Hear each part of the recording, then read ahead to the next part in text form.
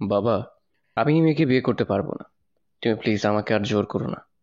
যাকে বিয়ে করব তাকে যদি ভালোই না বাসতে পারি, তাহলে সে বিয়ে করে কি লাভ বলো? আর সবচেয়ে বড় কথা হচ্ছে, তুমি নিশ্চয় চাইবে না যে তোমার এত আদরের ভাতিজি কষ্টে থাকো। আজ প্রথম নিজের বাবার বিরুদ্ধে এতগুলো কথা বলল তমাল। ওর কথাগুলো শেষ হতে না হতেই ওর বাবা কষে একটা থাপ্পড় মারলেন। তারপর রাগে গজরাতে গজরাতে বললেন, বিয়ে যখন করবিই না, তাহলে ওর বিয়েটা ভেঙে কেন দিলি? বল, উত্তর দে আমার কথার।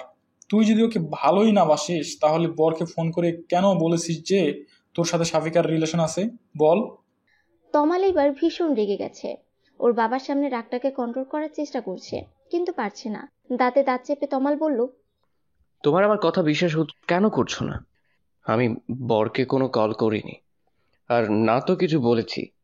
আমি সাফিকার সাথে রিলেশনের কথা আমি স্বপ্নেও ভাবতে পারি না। তোমরা সবাই জানো যে ওই মেয়েটাকে আমি দুই চোখে সহ্য করতে পারি না। তাকে ভালোবাসা বা বিয়ে করা তো দূরে থাক। এই জন্যই তো আমার সন্দেহ তোর উপর। তুই ছাড়া এই বিয়ে কেউ ভাঙতে পারে না। যবে থেকে সাফিকাকে এখানে এনেছি, তবে থেকেই তুই মেয়েটাকে সহ্য করতে পারিস না। তুই ওর বিয়ে ভাঙার জন্য এমন একটা জঘন্য কাজ করবি আমি ভাবতেও পারিনি। তোকে নিজের ছেলে ভাবতেও ঘৃণা লাগছে। বাবা, তুমি তোমার ছেলেকে এই চেনো? তোমার মনে হয় আমি এই ঘৃণিত কাজটা করতে পারি? আমি শিওর ওই ছেলেটাই বিয়ে করবে না। তাই এত সব ফোন দিয়ে আসছে। এমন একটা মেয়েকে কেই বা বিয়ে করতে চাইবে? জলজ্যান্ত একটা রোবট। প্রথমে সুন্দরী দেখে হ্যাঁ বলে দিলেও পরে হয়তো ওর ব্যবহার দেখে ওর সাথে কথা বলে আফসোস হচ্ছিল যে এমন একটা মেয়ে করে কি করে বিয়ে করবে। তমাল, তুই এত বড় একটা অন্যায় করার পরও বড় বড় কথা বলে যাচ্ছিস। লজ্জা করছে না তোর? তোর জন্য সাবিকার জীবনটা আমি নষ্ট হতে দেব না। এইসব শোনার পর আর কেউ রাজি হবে ওকে বিয়ে করতে? আমি তোর মতামত শুনতে চাইনি। আমি শুধুমাত্র আমার মতামত জানাচ্ছি। বাবা, তুমি সাফিকাকে জিজ্ঞেস করে দেখো। আর আমার সাথে বিয়ে দিলেও আরো দুঃখী হবে। তুমি বুঝতে পারছো না, আমি কিছুতেই ওকে হ্যাপি রাখতে পারবো না। বাবা প্লিজ, তুমি জেনে শুনে ওই মেয়েটার সাথে আমার জীবনটাও নষ্ট করে দিও না। ওর জন্য আরো ভালো পাত্র পাওয়া যাবে। প্লিজ বাবা। ভালো পাত্র? আজকে মান সম্মান না থাকলে তুই ভালো পাত্রে দিয়ে কি করবি? এইভাবে তোর কারণে ওর বিয়ে ভেঙে গেছে শুনলে কোনো ভালো পাত্র ওকে বিয়ে করতে রাজি হবে বল? আর সব আত্মীয় স্বজনের কাছে আমার মুখ দেখানোর মতো ব্যবস্থা রেখেছিস তুই? আজ তোদের বিয়ে না হলে সবার সামনে মুখ দেখাতে পারবো? ভেবেছিস একবারও? বাবা, তুমি মান সম্মানের কথা ভেবে আমাদের দুজনের জীবনই ভাবে শেষ করে দিতে পারো না। এতে কেউ সুখী হব না। তুমি বরং সাফিকাকে জিজ্ঞেস করো। আমি 100% শিওর ও নিজেও আমাকে বিয়ে করতে চাইবে না। আমি কথা দিচ্ছি, সাফিকা রাজি থাকলে আমি ওকে বিয়ে করে নিব। কথাগুলো বলেই তমাল ভাবতে লাগলো যে সাফিকা নিশ্চয়ই ওকে বিয়ে করতে রাজি হবে না। যদিও ফোনটা ও করেনি, কিন্তু যেই করে থাক, নাম তো ওরই নিয়েছে। কে হতে পারে যে ওকে এত বাজেভাবে ফাঁসিয়ে দিয়েছে? কিন্তু ও যে বলে দিল যে সাফিকা রাজি থাকলে ও ওকে বিয়ে করে নেবে। সাফিকা যদি সত্যিই রাজি হয়ে যায় ওকে বিয়ে করতে, তাহলে না, যে করে হোক এখন সাফিকাকে মানাতে পারলেই ওর বাবার এই বাজে সিদ্ধান্তটা থেকেও মুক্তি পাবে। এতক্ষণ তমাল ওর বাবা ফিরোজ সাহেবের সাথে তর্ক করছিল ওর চাচাতো বোন সাফিকাকে নিয়ে। সাফিকা গ্রামের মেয়ে, ওদের ওখানে নর্মাল একটা কলেজ থেকে অনার্সটা কমপ্লিট করেছে। ওর বাবা কৃষিকাজ করে, জমি জমা অনেক আছে। সাফিকারা দু বোন, কোনো ভাই নেই। ওর ছোট বোন তানিয়া এবার কলেজে উঠলো। তমালের বাবা ভাতিজিকে নিজের কাছে এনেছিল বিয়ে দেওয়ার জন্য। পাত্র ব্যাংকে চাকরি করে, সবকিছু ঠিকঠাক ছিল। কিন্তু কেন জানি তমাল সাফিকাকে দেখতেই পারতো না। এই কথাটা সবাই জানতো, কিন্তু আজ সাফিকার বিয়ে ছিল। হঠাৎ বরের বাবা ফোন করে জানায় যে তমাল নাকি ওনাদের ফোন করে জানিয়েছে যে সাফিকার সাথে তমালের সম্পর্ক ছিল। শুধু তাই নয়, তমাল নাকি এটাও জানিয়েছে যে সাফিকা প্রেগন্যান্ট। শেষের কথাটা এক কান দুই কান হতে হতে সবার কাছে পৌঁছে গেছে। সবাই এসব নিয়েই আলোচনা করছে। তমালের ভাষ্যমতে এই ফোনটাও করেনি, কিন্তু ওর বাবার বিশ্বাস যে এই ফোনটা ওই করেছে। তমাল ভীষণ রেগে আছে। নিজের বাবাই যেখানে ওকে বিশ্বাস করছে না, সেখানে অন্য কেউ ওকে কি করে বিশ্বাস করবে? সাফিকার উপরও রাগে ফেটে পড়ছে। সাফিকার মা কান্নাকাটি শুরু করে দিয়েছেন। গ্রামের সহজ সরল মানুষ, শহরে এসেছিল নিজের মেয়েকে ভালোভাবে বিয়ে দিতে, কিন্তু সেটা যে তাদের জীবনের বড় ভুল হবে তা ভাবতেই পারেনি। সবাই জানে যে এসব মিথ্যা, কিন্তু আত্মীয়দের মুখ কি করে বন্ধ করবে?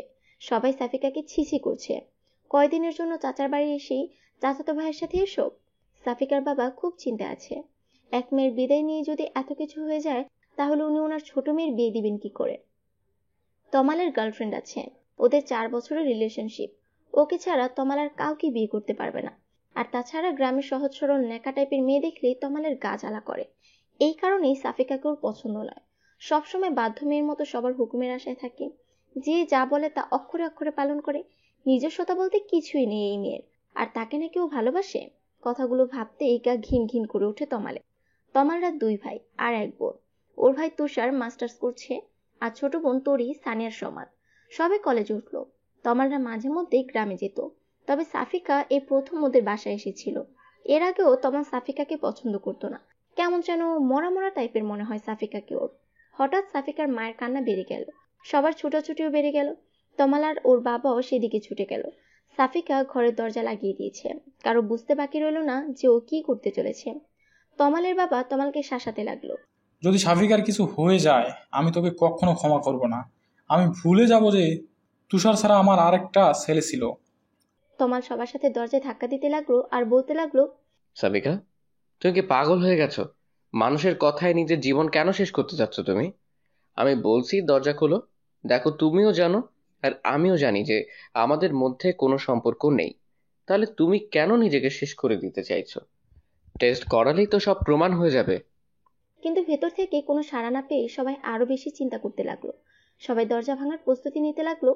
তমালের বাবা তখন বলতে লাগলেন, সাফিকা মামনি, তুই দরজা খোল। তমালই তোকে বিয়ে করবে।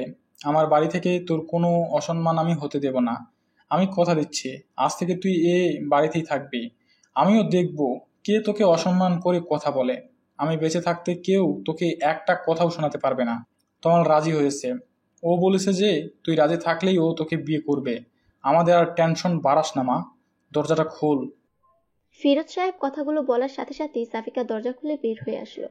বউয়ের সাজে পুরো অপসরের মতো দেখতে লাগছে সাফিকাকে। এইরকম একটা মেয়ের বিয়েতেও যে এত কাহিনী হতে পারে তা কে জানতো। এতক্ষণ সবাই এটা নিয়ে কানাঘুষা করছিল যে তমালের মতো একটা ছেলে এমন একটা জঘন্য কাজ কি করে করতে পারলো, তাও আবার নিজেরই চাচাতো বোনের সাথে। আর এখন বিয়েও করতে চাইছে না, কি ছেলে রে বাবা। অথচ যখনই শুনেছে যে তমাল সাফিকাকে বিয়ে করতে রাজি হয়েছে, তখনই আবার বলতে শুরু করলো, দেখেছো আজকালের ছেলে মেয়েদের কাজকর্ম, পাপ করে আবার স্বীকারও করে। আরে ভাই, বিয়ে যখন করবি আগে জানালেই পারতি। পারিবারিকভাবে বিয়ে দিয়ে দিত। এত নাটক করার কি দরকার ছিল? আসলে মানুষের কাজই হচ্ছে অন্যের সমালোচনা করা। কে কেমন তা না জেনেই সবাই মন্তব্য করা শুরু করে। ঘটনাটা আদৌ সত্য কিনা তা যাচাই করারও প্রয়োজনও বোধ করে না। সাফিকা বের হতেই ওর মা বাবা ওর কাছে ছুটে গেল। ওর মা কান্না করতে করতে ওকে জড়িয়ে ধরে বলল, মা, তুই আমাদের কথা না ভেবেই কি করতে যাচ্ছিলি? তুই যদি এমন করিস আমাদের কি হবে বল? তুই না আমাদের সাহসী কন্যা। আমি জানি মানুষের কথা তুই এমন কোনো কাজ করবি না। আমি কালকে তোকে গ্রামে নিয়ে যাব, তুই যা চাস তাই হবে। সাফিকা এক ফোঁটা কান্নাও করেনি। বরপক্ষ আসবে না শোনার পর থেকে চুপ হয়ে আছে। একটু আগেই ও যখন দেখলো যে ওর জন্য ওর চাচা নিজের ছেলের সাথে তর্ক করেছেন, তখন ব্যাপারটা ওর কাছে খুব খারাপ লাগছিল। তাই দরজা বন্ধ করেছিল একটু একা থাকার জন্য। কিন্তু সবাই যে উল্টাপাল্টা ভাববে ওটা ওর মাথাতেই আসেনি। ওর মায়ের থেকে নিজেকে ছাড়িয়ে নিয়ে সাফিকা বলল, মা, তোমরা কি ভাবছিলে বলো তো? আমি কেন সুইসাইড করব? আমি তো কোনো দোষ করিনি। যে দোষ করেছে শাস্তি তো তার বড় কথা। আর তোমার কি মনে হয় এখন গ্রামে গেলেই সব ঠিক হয়ে যাবে? এই খবরটা কি গ্রামে পৌঁছায়নি? সমস্যা থেকে পালালেই তা সমাধান হয়ে যায় না, সমস্যাকে মোকাবেলা করতে হয়। এটা আমার জীবন, আমার সমস্যা, তাই সমাধানটা আমাকেই খুঁজতে হবে। তোমরা একদম চিন্তা করো না। সাফিকার মুখে এমন কথা শুনে নিন্দুকেরা আরো কানাঘুষা শুরু করে দিল। কিন্তু সাফিকার সেদিকে কোনো ভ্রুক্ষেপ নেই। ও সোজা তমালের সামনে গিয়ে দাঁড়ালো। সাফিকার মাত্র বলা কথাগুলো শুনে তমাল যেন হাঁ হয়ে গেছে। ও কল্পনাও করতে পারেনি যে সাফিকা এত সুন্দর করে গুছিয়ে কথা বলতে পারে। তমাল এটা ভেবে খুশি হলো যে সাফিকা নিশ্চয়ই খুব বুদ্ধিমতী একটা মেয়ে হবে। আর ও নিশ্চয়ই নিজের জীবন নষ্ট করার জন্য তমালকে বিয়ে করতে চাইবে না। কারণ ফোনটা তমাল না করে থাকলেও সবাই জানে যে ফোনটা ওই করেছিল। সে অনুযায়ী ওর মতো একটা ছেলেকে সাফিকা নিশ্চয়ই বেছে নিবে না বিয়ে করার জন্য।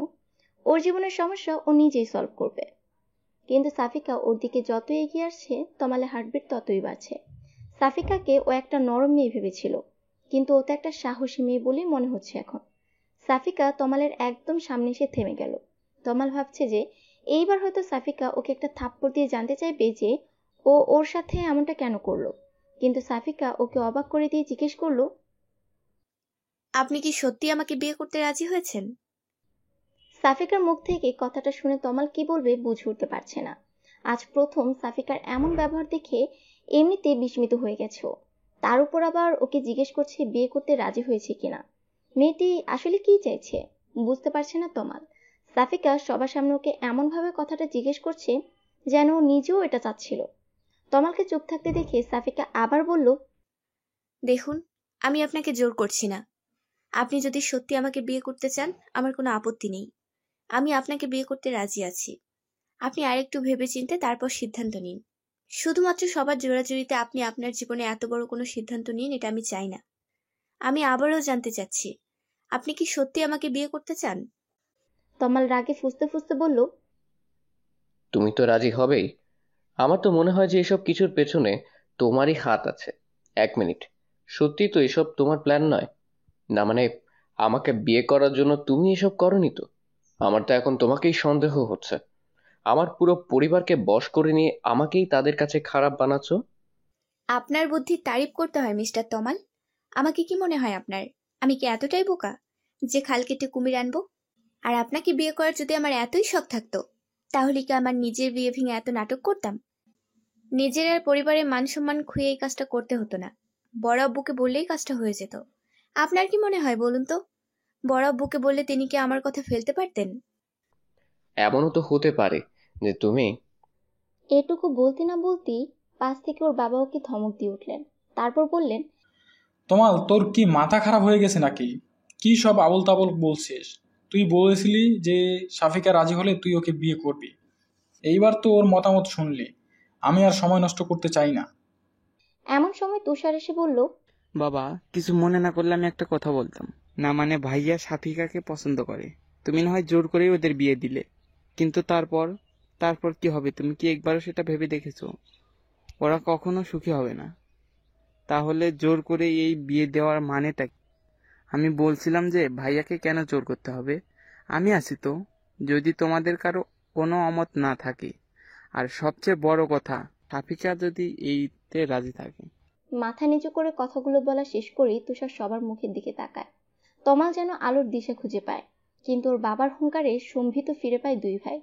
তোমরা কি ভুলে যাচ্ছ যে তোমাদের বাবা এখনো বেঁচে আছে আর সে তোমাদের সামনেই আছে? তুষার, তুই এর মাঝে নাক গলাবি না। আর তমাল, ছোট ভাইকে দেখে শিখতে হবে তোর। ওর যেটুকু আত্মসম্মান বোধ আছে তোর সেটুকুও নেই। আমার সিদ্ধান্তই শেষ সিদ্ধান্ত। বেশি কথা না বলে বিয়ের জন্য তৈরি হয়ে যা। তারপর তমাল ওর অনিচ্ছা সত্ত্বেও সাফিকাকে বিয়ে করে নিল। নিজের বাবা আর সাফিকাকে ওর চরম শত্রু মনে হচ্ছিল। আস্তে আস্তে সবকিছু স্বাভাবিক হয়ে গেল। আত্মীয়রা সবাই এক এক করে চলে যেতে লাগলো। সাফিকার পরিবার আর ওর একমাত্র ফুফুর পরিবার রয়ে গেল। বাকি সবাই চলে গেল। রাত 10টার বেশি বেজে গেছে। সাফিকা ওর বোন সানিয়া আর তোরের সাথে তমালের রুমে বসে অপেক্ষা করছে। সাফিকা এর মধ্যে বিয়ের শাড়ি পরিবর্তন করে একটা 3 পিস পরে নিয়েছে। সানিয়া আর তোরই ভয় আছে যে তমাল যে আজ সাফিকাকে আরো কি কি কথা শোনাবে কে জানে। ওর যে রাগ, তোরই তো তমালকে ভীষণ ভয় পায়। ওর সামনে জোরে কথা পর্যন্ত বলে না, অথচ তুষারের সাথে কত ফ্রি। সানিয়া আর সাফিকার সাথেও তুষার অনেক ফ্রিলি কথা বলে। এই কারণে সবাই তুষার ভাইয়া বলতে পাগল। আর তমালের ধারে কাছেও কেউ যায় না ভয়। অথচ সেই তমালের জন্যই সাফিকাকে আজ অপেক্ষা করতে হচ্ছে। সাফিকা তোরি আর সানিয়াকে উদ্দেশ্য করে বলল, তোরা চলে যা তো এখন, অনেক রাত হয়ে গেছে। গিয়ে শুয়ে পড়, আমিও শুয়ে পড়ি। উনি যখন আসে আসুক। তোদেরকে এত রাত পর্যন্ত অপেক্ষা করতে কে বলেছে বল? আর আমারও ঘুম পাচ্ছে। সানিয়া ওকে উদ্দেশ্য করে বলল, এত কিছুর পরেও তোর ঘুম পাচ্ছে আপু? তমাল ভাইয়া তোর সাথে কেমন ব্যবহার করবে তা ভেবে তোর ভয় লাগছে না? আমার তো ভয়ে আত্মা শুকিয়ে যাচ্ছে। তোকে একা ফেলে যেতেই মন চাচ্ছে না। আচ্ছা আপু, তুষার ভাইয়াকে বড় আব্বু মানা কেন করলো? তুষার ভাইয়ার সাথে তোর বিয়ে হলে কত ভালো হতো বল। সানিয়া কথাটা বলতে না বলতেই তমাল রুমে ঢুকতে ঢুকতে বলল, তোমার বড় আব্বুর আমার মাথা খারাপ না করলে যে চলছিল না। সে তো আমার জীবনটা তছনছ করার জন্য উঠে পড়ে লেগেছে। আর সাথে তোমার আপু। তোমরাও লেগে যাও আমার পেছনে। দেখো আর কি কি নষ্ট করার আছে আমার জীবনে। সানিয়া তো ভয়ে চুপসে গেল। চুপচাপ ঘর থেকে বের হয়ে গেল। তরি যাওয়ার আগে কিছুটা সাহস নিয়ে তমালকে বলল, ভাইয়া প্লিজ, সাফিকা আপুকে বকাবকি করো না। এখানে আপুর তো কোনো দোষ নেই। আমি জানি না বাবা, এমন সিদ্ধান্ত কেন নিলেন। যাই হোক না কেন, সাফিকা আপুকে কষ্ট দিবেন একদম, তাহলে কিন্তু ভালো হবে না। কথাগুলো বলে তরি ওখান থেকে চলে গেল। তমাল কি বলবে না বলবে বুঝতে পারছিল না। ও কিছু বলার আগে তরি আর সানিয়া রুম থেকে বের হয়ে গেল। তমাল বিছানার দিকে তাকাতেই দেখতে পেল যে সাফিকা সুন্দর করে ওর বিছানাটা দখল করে শুয়ে আছে। চোখ বন্ধ করে থাকলো। তমাল জানে যে সাফিকা এখনো ঘুমায়নি, তাই ওকে উদ্দেশ্য করে ব্যঙ্গাত্মক সুরে বলল, তোমাকে আমি সহজ সরল একটা মেয়ে ভাবতাম, কিন্তু বিশ্বাস করো, তোমার মতো বেহায়া মেয়ে আমি মনে হয় জীবনে দুটি দেখিনি। আমার লাইফটা নষ্ট করে দিয়ে আমার এই বিছানা দখল করে শুয়ে আছে এই মেয়ে। এই, তোমার লাজ লজ্জা বলতে কিছু নেই? এত বেহায়া কেন তুমি? সাফিকা চোখটা খুলে তমালের দিকে তাকিয়ে স্বাভাবিকভাবেই বলল, দরজাটা লাগিয়ে দিয়েছেন কি? না হলে দেখা যাবে কে কখন রুমে ঢুকে পড়েছে। এখন তো এটা আর আপনার একার রুম নয়, এটা আজ থেকে আমারও রুম। বিয়ে করেছি আপনাকে, আপনার রুমটা তো আজ থেকে আমারও। সো নিজের রুমে ঘুমাবো না তো কি অন্য কোথাও গিয়ে ঘুমাবো নাকি? লাইটটা অফ করে দিয়ে শুয়ে পড়ুন। লাইট জ্বালানো থাকলে আমার আবার ঘুম আসতে চায় না। তমাল নিজের রাগটাকে আর কন্ট্রোল করতে পারছে না। সাফিকার দিকে এগিয়ে গিয়ে সাফিকার হাত ধরে টানতে লাগলো আর বলতে লাগলো, এক্ষুনি আমার রুম থেকে বের হয়ে যাবে। তোমার যেখানে খুশি থাকো গিয়ে, আমার রুমে তোমার কোনো জায়গা নেই। তোমার মতো একটা নির্লজ্জ মেয়ের সাথে আমি থাকতে পারবো না। এক বিছানায় তো দূরে থাক, তোমার সাথে আমি এক রুমেও থাকতে পারবো না। সাফিকা এক ঝটকায় নিজের হাতটা ছাড়িয়ে নিয়ে অন্যদিকে মুখ ঘুরে শুয়ে পড়লো আর আস্তে আস্তে বলল, আমার সাথে থাকতে না চান আপনি যেখানে খুশি গিয়ে থাকতে পারেন, আমার কোনো আপত্তি নেই, কিন্তু আমি কোথাও যেতে পারবো না। নিজের স্বামীর পাশে থাকবো, এতে বেহায়াপনার কিছু তো দেখছি না আমি। তমাল নিচেও সাফিকার পাশে শুয়ে পড়লো আর বলতে লাগলো, কত বড় সাহস তোমার, আমার রুম থেকে আমাকেই তাড়াচ্ছ? বিয়ে হয়েছে কি মনে হচ্ছে? কোন অদৃশ্য পাওয়ার পেয়ে গেছো? আগে তো পুরো মেরি বিড়াল হয়ে থাকতে। আমার তো এখন মনে হচ্ছে যে এসবের পেছনে তোমারই হাত আছে। তুমি আমাকে ভালোবাসো, তাই না? স্বীকার কেন করছো না? বিয়ে তো করেই নিয়েছো। এইবার অন্তত নিজের ভুলগুলো স্বীকার করো। কথাগুলো বলেই তমা সাফিকাকে নিজের দিকে ঘুরিয়ে নিল। তারপর সাফিকার চিবুকটা হাত দিয়ে ধরে বলতে লাগলো, এত তেজ কোথায় ছিল বলো তো? তোমার এই তেজ ভাঙাতে না আমার বেশি সময় লাগবে না। তোমার আসল রূপ আমি সবার সামনে এনেই ছাড়বো। Just wait and see. কথাগুলো বলেই তমা সাফিকার চিবুক ছেড়ে দিয়ে পাশ ফিরে শুয়ে পড়ল। সাফিকা এতক্ষণ তমালের কথা শুনছিল। এইবার সাফিকা কান্না শুরু করে দিল। আজ সারাদিন এত কিছু হয়ে গেছে, তবুও সাফিকা এক ফোঁটা কান্নাও করেনি। কিন্তু এখন ওর কান্নাগুলো যেন আর বাধা মানছে না, দু চোখ ছাপিয়ে আসছে। কান্না করতে করতে সাফিকা বলতে লাগলো, কেন সবাই আমাকে এই দোষ দিচ্ছে বলুন তো? আপনি বরপক্ষকে ফোন করেছিলেন, আপনি বলেছেন যে আমি নাকি প্রেগনেন্ট। এই কথা শুনে কেউ আপনাকে কিছু বলেছে? একবারও আপনার দোষ দিয়েছে? কিন্তু আমাকে বলেছে। সবাই বলেছে যে আমি একটা দুশ্চরিত্রা মেয়ে, যে কিনা চাচার বাড়িতে দুদিনের জন্য এসে নিজেকে কন্ট্রোল করতে পারেনি। এমনকি আরো কি কি বাজে কথা বলেছে যা আমি ভাষায় প্রকাশ করতে পারবো না। কিন্তু আপনাকে কেউ বলেছে দুশ্চরিত্র? কেউ বলেছে যে ছেলেটা নিজেকে সামলাতে পারেনি? বলেনি, কারণ আপনি ছেলে। ছেলেরা নাকি এমনই হয়, কিন্তু মেয়েদের নাকি মানিয়ে চলতে হয়।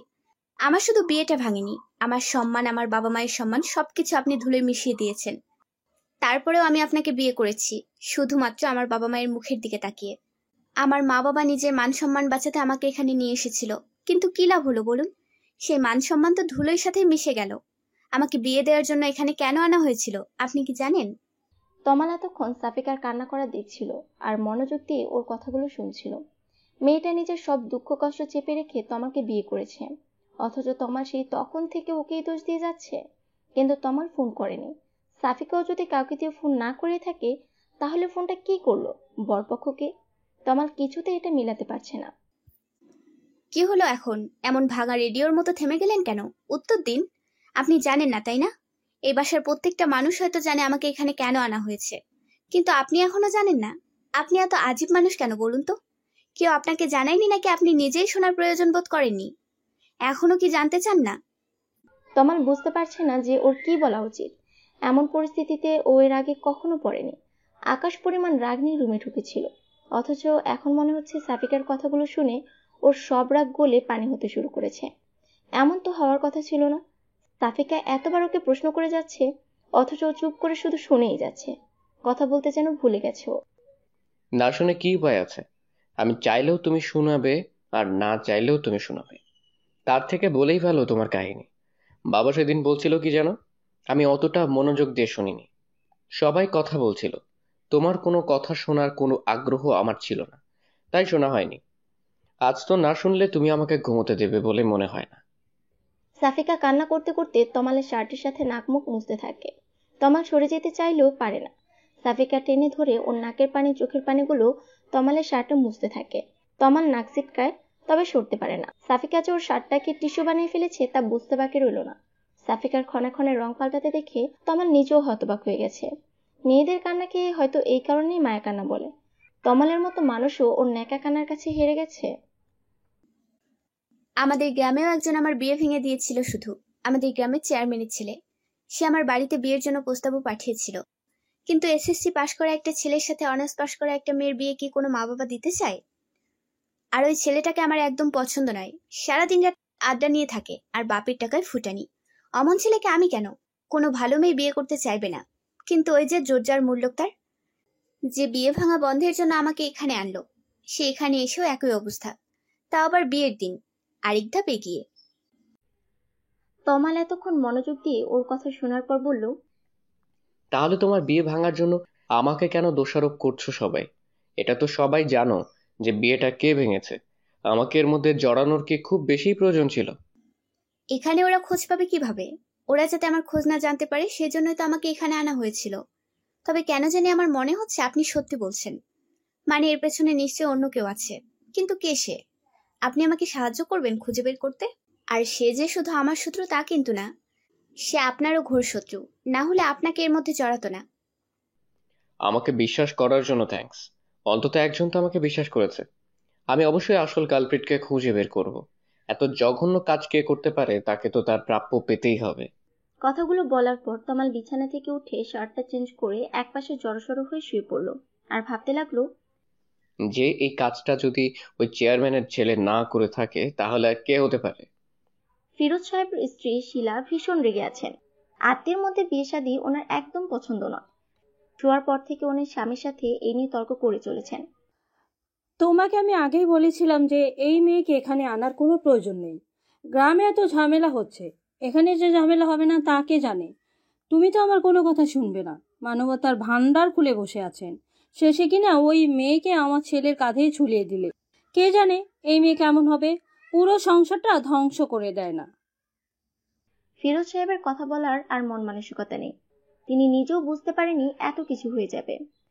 সবার মুখ বন্ধ করার জন্য হলেও এই বিয়েটা দেওয়া উচিত ছিল। বড় মুখ করে ভাইয়ের মেয়েকে এখানে এনেছিল বিয়ে দেওয়ার জন্য। এখান থেকেও যদি খালি হাতে ফিরতো তাহলে মেয়েটার কি হতো? দেখো শিলা, যা হওয়ার হয়ে গেছে। সাফিকা এখন আর শুধু আমার ভাতিজি নয়, ও আমাদের বড় ছেলের বউ। আশা করি কথাটা মাথায় থাকবে। ভাগ্যের লিখন খণ্ডানোর ক্ষমতা আমাদের কারোরই নেই। কথাগুলো বলেই পাশ ফিরে শুয়ে পড়ল ফিরোজ সাহেব। শিলা আবার বলতে লাগলো, আমার ছেলেকে জোর করে বিয়ে দিয়েই ভাবছো যে সে আমার ছেলের ভালোবাসা পেয়ে গেল?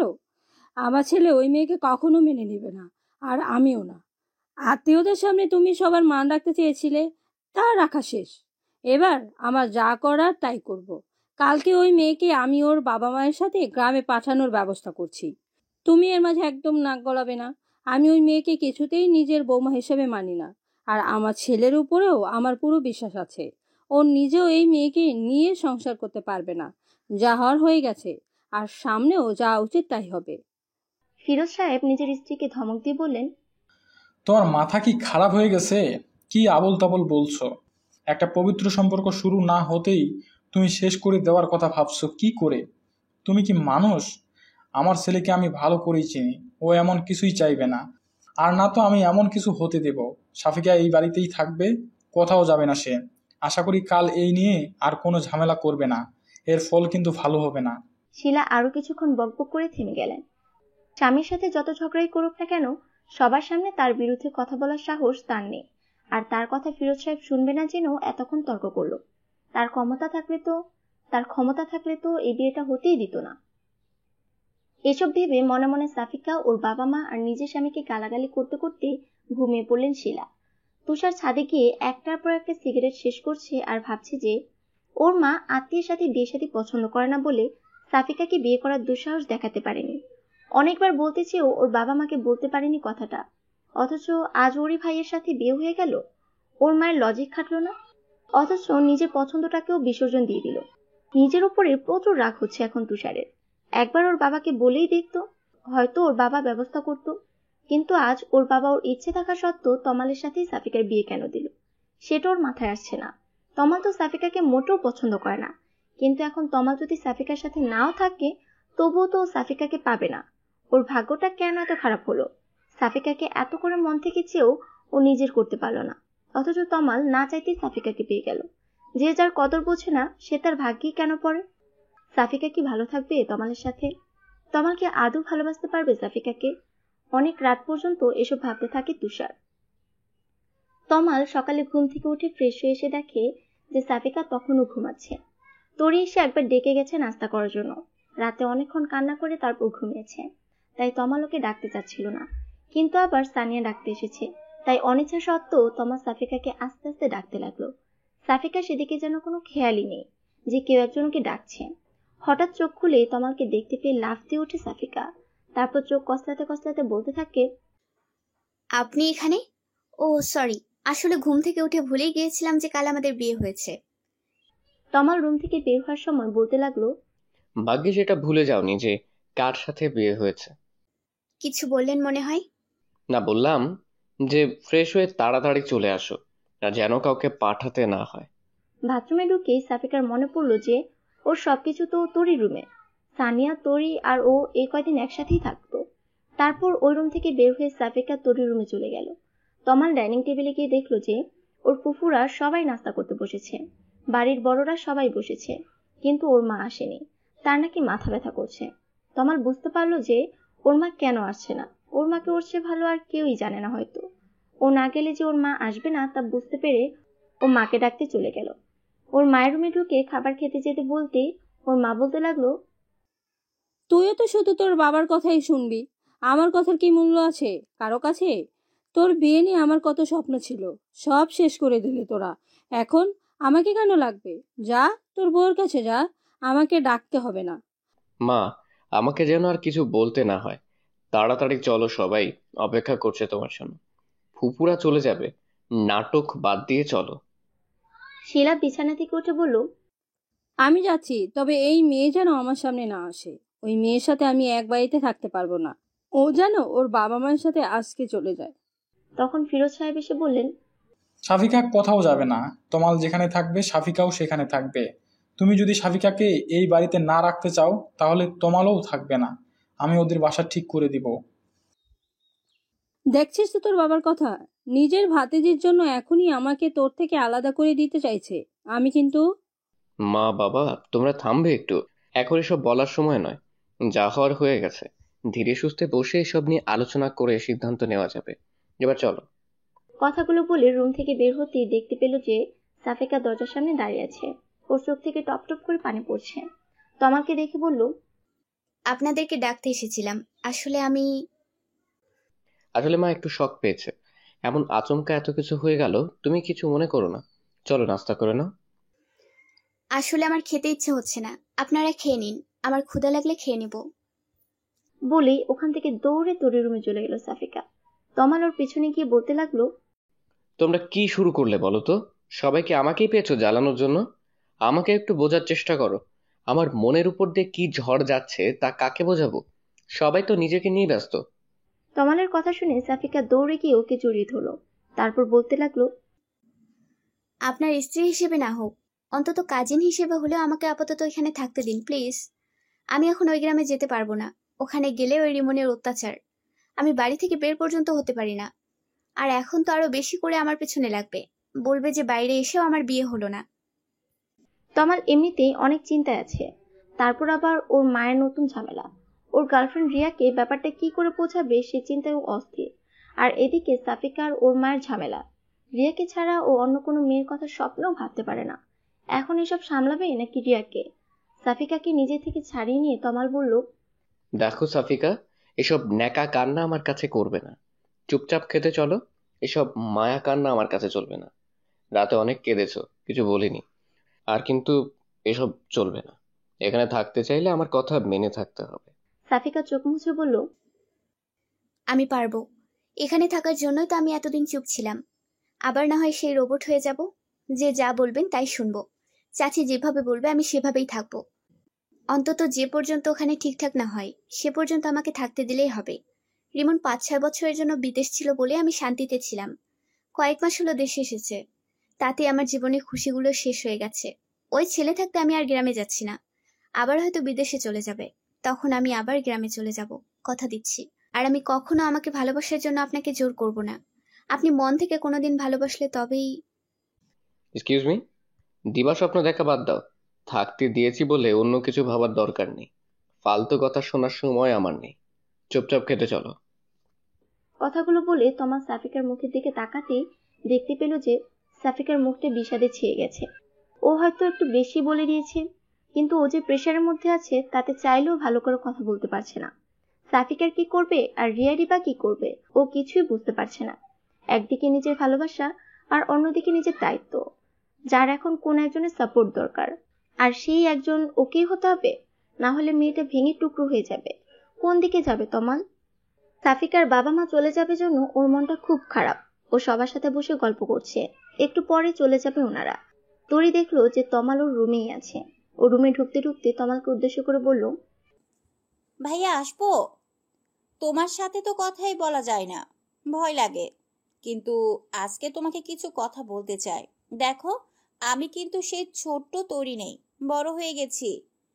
আমি এখন কলেজে পড়ি, তাই আমার কথাগুলো তোমাকে শুনতেই হবে। নিজের ছোট বোনের মুখে এমন কথা শুনে তমাল হেসে দেয়। তারপর বলতে থাকে, তা আমার ছোট্ট বোনটা আমাকে ভয় পেতে শুরু করলো কবে থেকে? তাই তো বুঝতে পারছি না।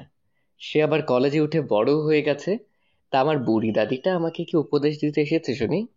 তরি নিজের ভাইয়ের পাশে বসে বলল, দেখো ভাইয়া, তোমাকে আগেও বলেছি যে আমাকে বুড়ি দাদি বলবে না। আমি কি বুড়ি নাকি? আর আমি যেটা বলতে এসেছি সেটা শোনো। চাচিরা চলে যাবে, অথচ সাফিকা আপু একটুও কান্না করবে না, দেখো। কিন্তু চাচিরা যেতে না যেতেই সবার আড়ালে গিয়ে ইচ্ছে মতো কান্নাকাটি করবে। নিজেকে যতই স্ট্রং দেখানোর চেষ্টা করুক না কেন, আমার চোখকে ফাঁকি দিতে পারেনি। আমি ঘুমিয়ে যাওয়ার পর হঠাৎ জেগে গেলে মাঝে মধ্যে দেখতাম যে সাফিকা আপু বেলকুনিতে দাঁড়িয়ে কান্না করছে, নয়তো চুপচাপ দাঁড়িয়ে আছে। সানিয়া আর চাচা চাচিকে ছাড়া থাকতে ওর ভীষণ কষ্ট হতো। তারপরও থাকতো একমাত্র ওই রিমনের অত্যাচার থেকে বাঁচার জন্য। এখন তো একেবারে এখানেই থাকবে। জানি না আর কত কাঁদতে হবে আপুকে। তার উপরে তুমি সকালে কি পরিমাণ বকাবকি করলে দেখলাম।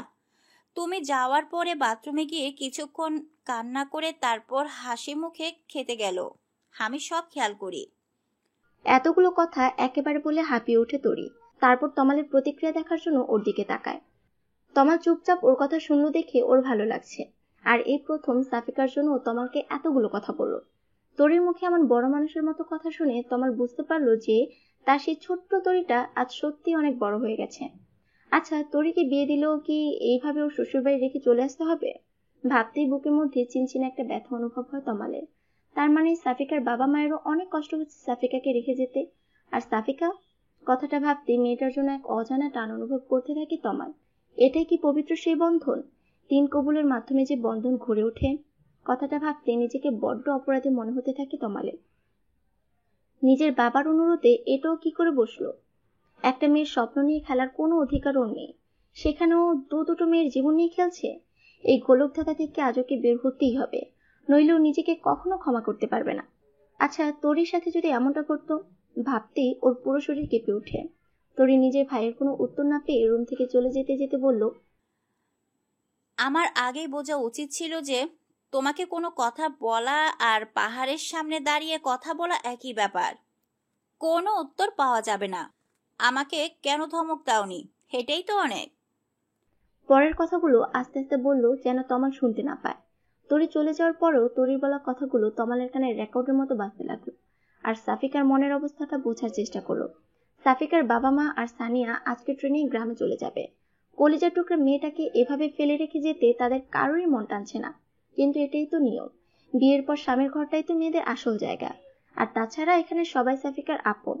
তারপরও সানিয়া আর ওর মা অনেক কান্না করছে, কিন্তু সাফিকা পাথরের মতো শক্ত হয়ে আছে। ওর বাবা মায়ের সামনে ও নিজেই যদি কান্নাকাটি শুরু করে দেয়, তাহলে ওনারা ভালো থাকতে পারবে না। সাফিকার কান্নায় পরিপূর্ণ মুখটাই ওনাদের চোখে ভাসবে, তাই সাফিকার কান্নাগুলো মিথ্যা হাসির আড়ালে লুকিয়ে রেখেছে। কান্না পেলে সেই কান্নাটাকে আটকে রাখাটা যে কি পরিমাণ কষ্টের তা সাফিকা ভালোভাবে বুঝতে পারছে। সাফিকার বাবা তমালের হাতের উপরে সাফিকার হাত দিয়ে বললেন, মেয়েকে বিয়ের সময় জামাইয়ের হাতে তুলে দিতে হয়, কিন্তু আমি আজ দিচ্ছি। শুধু মেয়ে জামাই নয়, আমার নিজের ছেলে হিসেবে আমি আমার কলিজার টুকরোটাকে রেখে যাচ্ছি। ও এর আগে বাইরে কখনো থাকেনি, বাইরের জীবন সম্পর্কে ওর ধারণা নেই বাবা।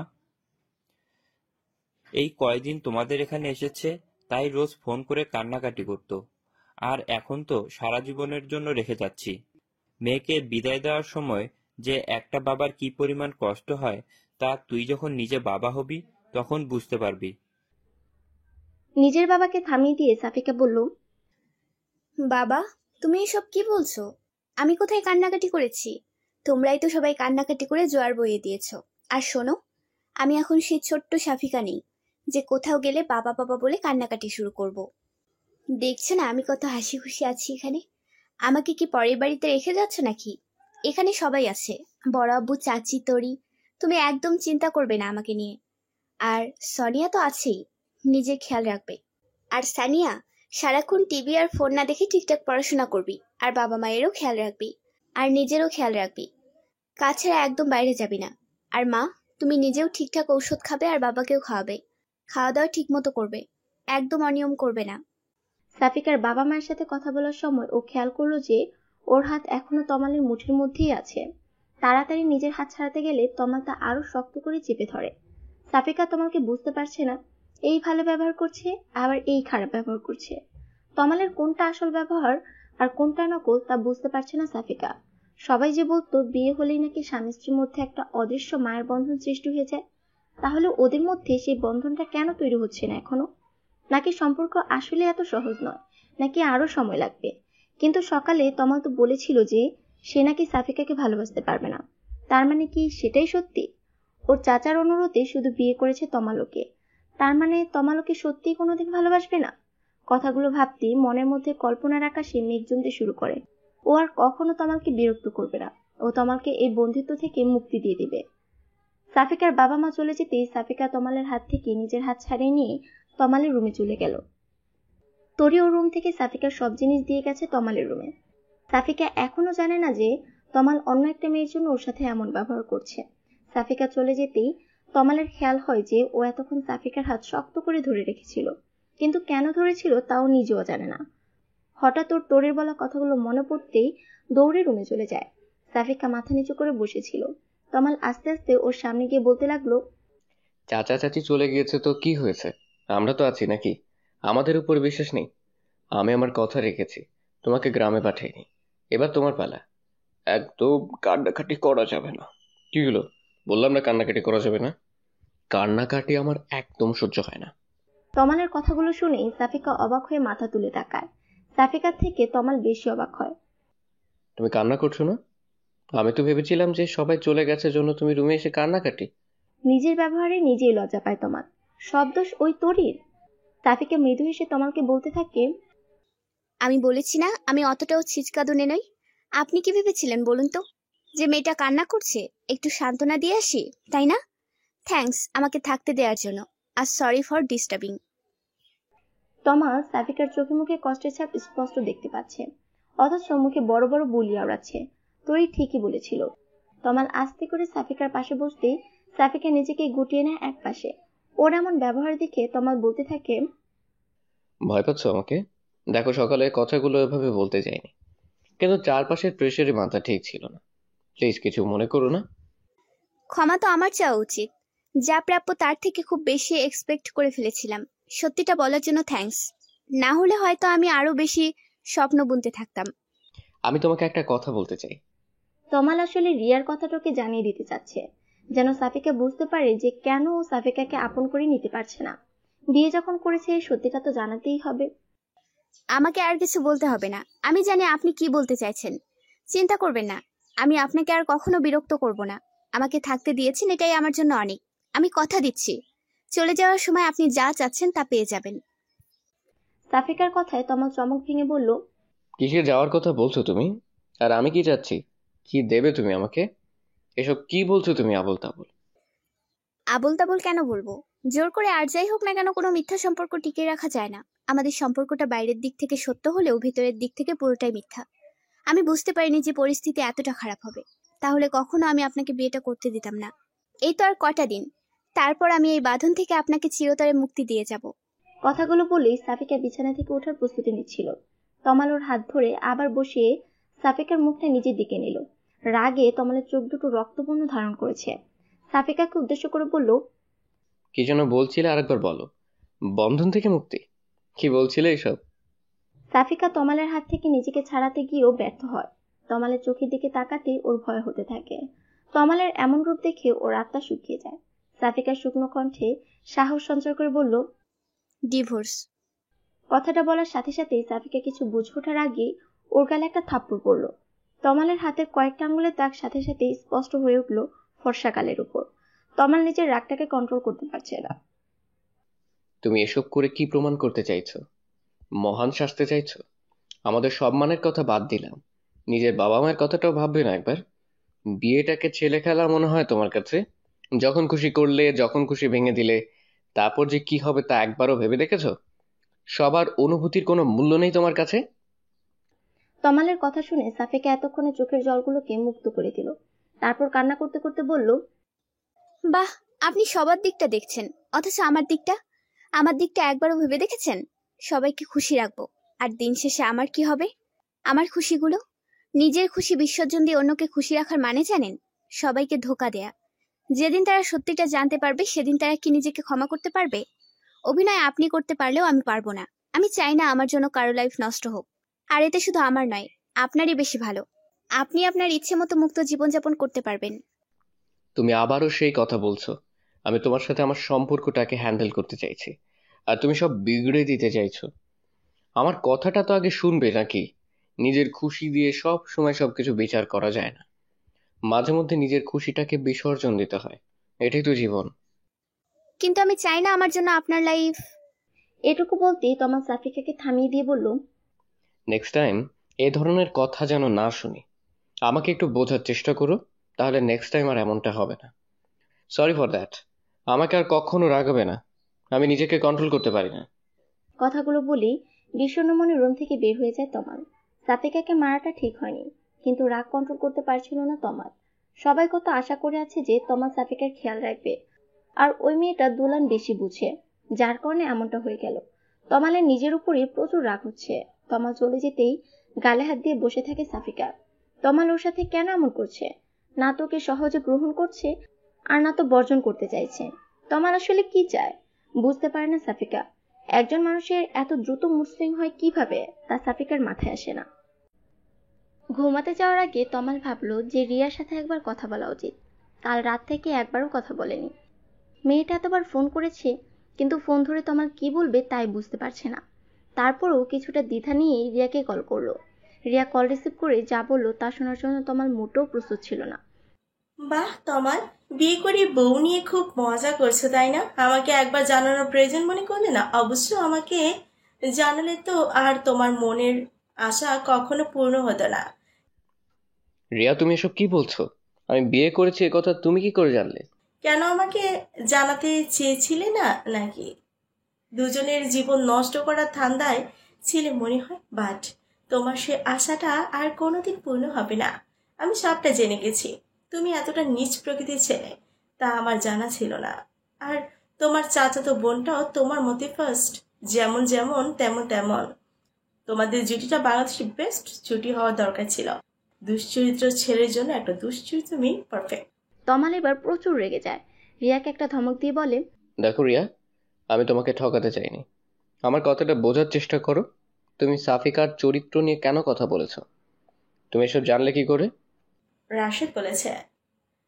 কাল তো ও নিজের চোখে সব দেখেছে আর নিজের কানে সব শুনেছে। তোমাদের দুইজনেরই কাহিনী। ওরকম মেয়েদের জন্য পুরো নারী জাতির বদনাম হয়ে যায়। অবশ্য মেয়েটাই বা কি করবে তোমাকে দেখে? আর একবার সাফিকার চরিত্র নিয়ে কথা বললে আমি ভুলে যাব যে আমি তোমাকে ভালোবাসি। আমার ভাবতেও অবাক লাগছে যে তুমিও আমাকে ভুল বুঝলে। আমি ভেবেছিলাম যে আর কেউ বিশ্বাস করুক বা না করুক, অন্তত তুমি আমাকে বিশ্বাস করবে। তুমি তো জানো আমি কেমন ছেলে, কিন্তু তুমিও অন্য সবার মতোই। কেন? তুমি কি ভেবেছিলে তুমি একটা মেয়ের সাথে নোংরামি করবে, তারপর কাহিনী করে তাকে বিয়ে করবে, আর আমি তোমাকে সাদরে গ্রহণ করে নেব? এমনটা ভেবেছিলে তাই তো? কিন্তু তোমার সেই আশায় ঘুরে বালি। আজকের পর থেকে আমার সাথে যোগাযোগ করার কথা স্বপ্নেও ভাববে না। তোমার মতো ছেলের সাথে কথা বলো বা। কথাগুলো বলেই খট করে কলটা কেটে দেয় রিয়া। রাশেদ জানে যে তমাল কেমন ছেলে, তারপরেও ও রিয়াকে এসব কথা কি করে বলতে পারলো? কালকে রাশেদকে বলাই ভুল হয়েছিল, কিন্তু রাশেদ বলল আর রিয়া সেটাই বিশ্বাস করে নিল। এই চিনেছে রিয়া ওকে। ও ভেবেছিল যাকে এত ভালোবাসে সে অন্তত ওকে বুঝবে, কিন্তু রিয়া ওকে ভুল বুঝলো। এতদিনেও কাকে ভালোবেসেছে? ওর ভালোবাসা কি মিথ্যা ছিল? অন্তত আসল ঘটনাটা কি সেটা শুনে তারপর জাজ করতো তমালকে। কিন্তু রাশেদের মুখে শোনা কথাটাকে বেশি গুরুত্ব দিল। রাগটাকে কন্ট্রোল করতে না পেরে হাতের ফোনটাই ছুঁড়ে ফেলে দিল। তা ছাদের উপরে পড়তে ভেঙে ব্যাটারি আর কভারগুলো ছড়িয়ে ছিটিয়ে পড়লো চারদিকে। তারপর ভাঙা ফোনটাকে ওখানেই ফেলে রেগে ছাদ থেকে নিজের রুমের দিকে পা বাড়ালো। রাত হলে সব কথা যেন বেশি করে মনে পড়তে থাকে। এখন যেমন সাফিকার ওর বাড়ির কথা মনে পড়ছে খুব, সানিয়ার সাথে করা খুনসুটি, ওর মা বাবার সাথে মজা করা, গ্রামের মুক্ত পরিবেশে ঘুরে বেড়ানো, সব স্মৃতিরা যেন ভিড় করেছে। এসব ভাবতেই চোখের কোণা থেকে কয়েক ফোঁটা জল গড়িয়ে পড়লো। ঘুম যেন আসতেই চাইছে না। তারপর একা রুমে আরো খারাপ লাগছে। তরির ওখানে গিয়েছিল, তাড়িয়ে দিল, বলল এখন থেকে রাতে ও রুমে নট এলাও।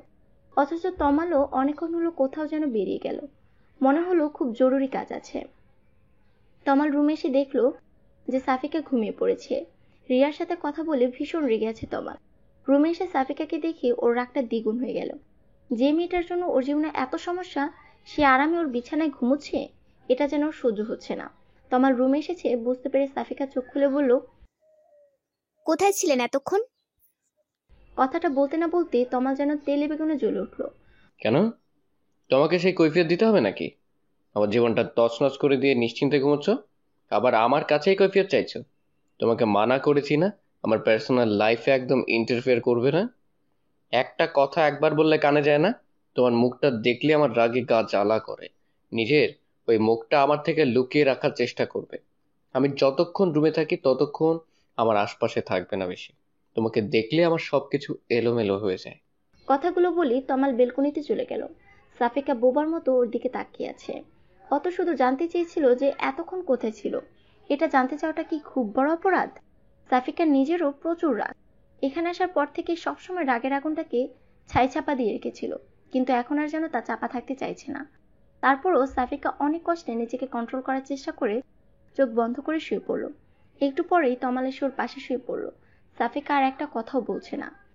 তমাল সাফিকাকে বকা দেওয়ার পর নিজেই আবার অনুতপ্ত হয়। রিয়ার রাগগুলো সব সাফিকার উপরে চাপিয়ে দিয়ে যেন ওর রাগটা অনেকটা কমে গেছে। তাই সাফিকার সাথে কিছুটা স্বাভাবিক হওয়ার জন্য বলল, তোমাকে আমি আবারও বলছি, আমার রাগ হয় এমন কোনো কাজ করবে না। আমি নিজের রাগটাকে কন্ট্রোল করতে পারি না, তারপরও। এটুকু বলেই থেমে যায় তমাল। কারণ এখন সাফিকা এমন কিছুই করেনি যার কারণে সাফিকাকে এত কথা শোনালো। তমালের এই স্বাভাবিক আচরণে সাফিকার রাগটা কমার বদলে আরো বেড়ে গেল। ও তমালের দিকে ঘুরে বলতে লাগলো, আমাকে আপনার কি মনে হয় বলুন তো? একটা পুতুল? আমাকে করুণা করে বিয়ে করেছেন, থাকতে দিচ্ছেন, তাই বলে কি আমি আপনার কেনা গোলাম হয়ে গেছি? যখন ইচ্ছে হবে ভালো ব্যবহার করবেন, যখন ইচ্ছে হবে খারাপ ব্যবহার করবেন। আমি কি মানুষ না নাকি? দুঃখ কষ্ট আমারও আছে। আপনি বারবার আপনার জীবন তছনছ করার কথা বলছেন। আচ্ছা, আমি আপনার কি তছনছ করেছি বলতে পারবেন? আমি আপনার পরিবার থেকে আপনাকে আলাদা করে দিয়েছি, নাকি আপনার?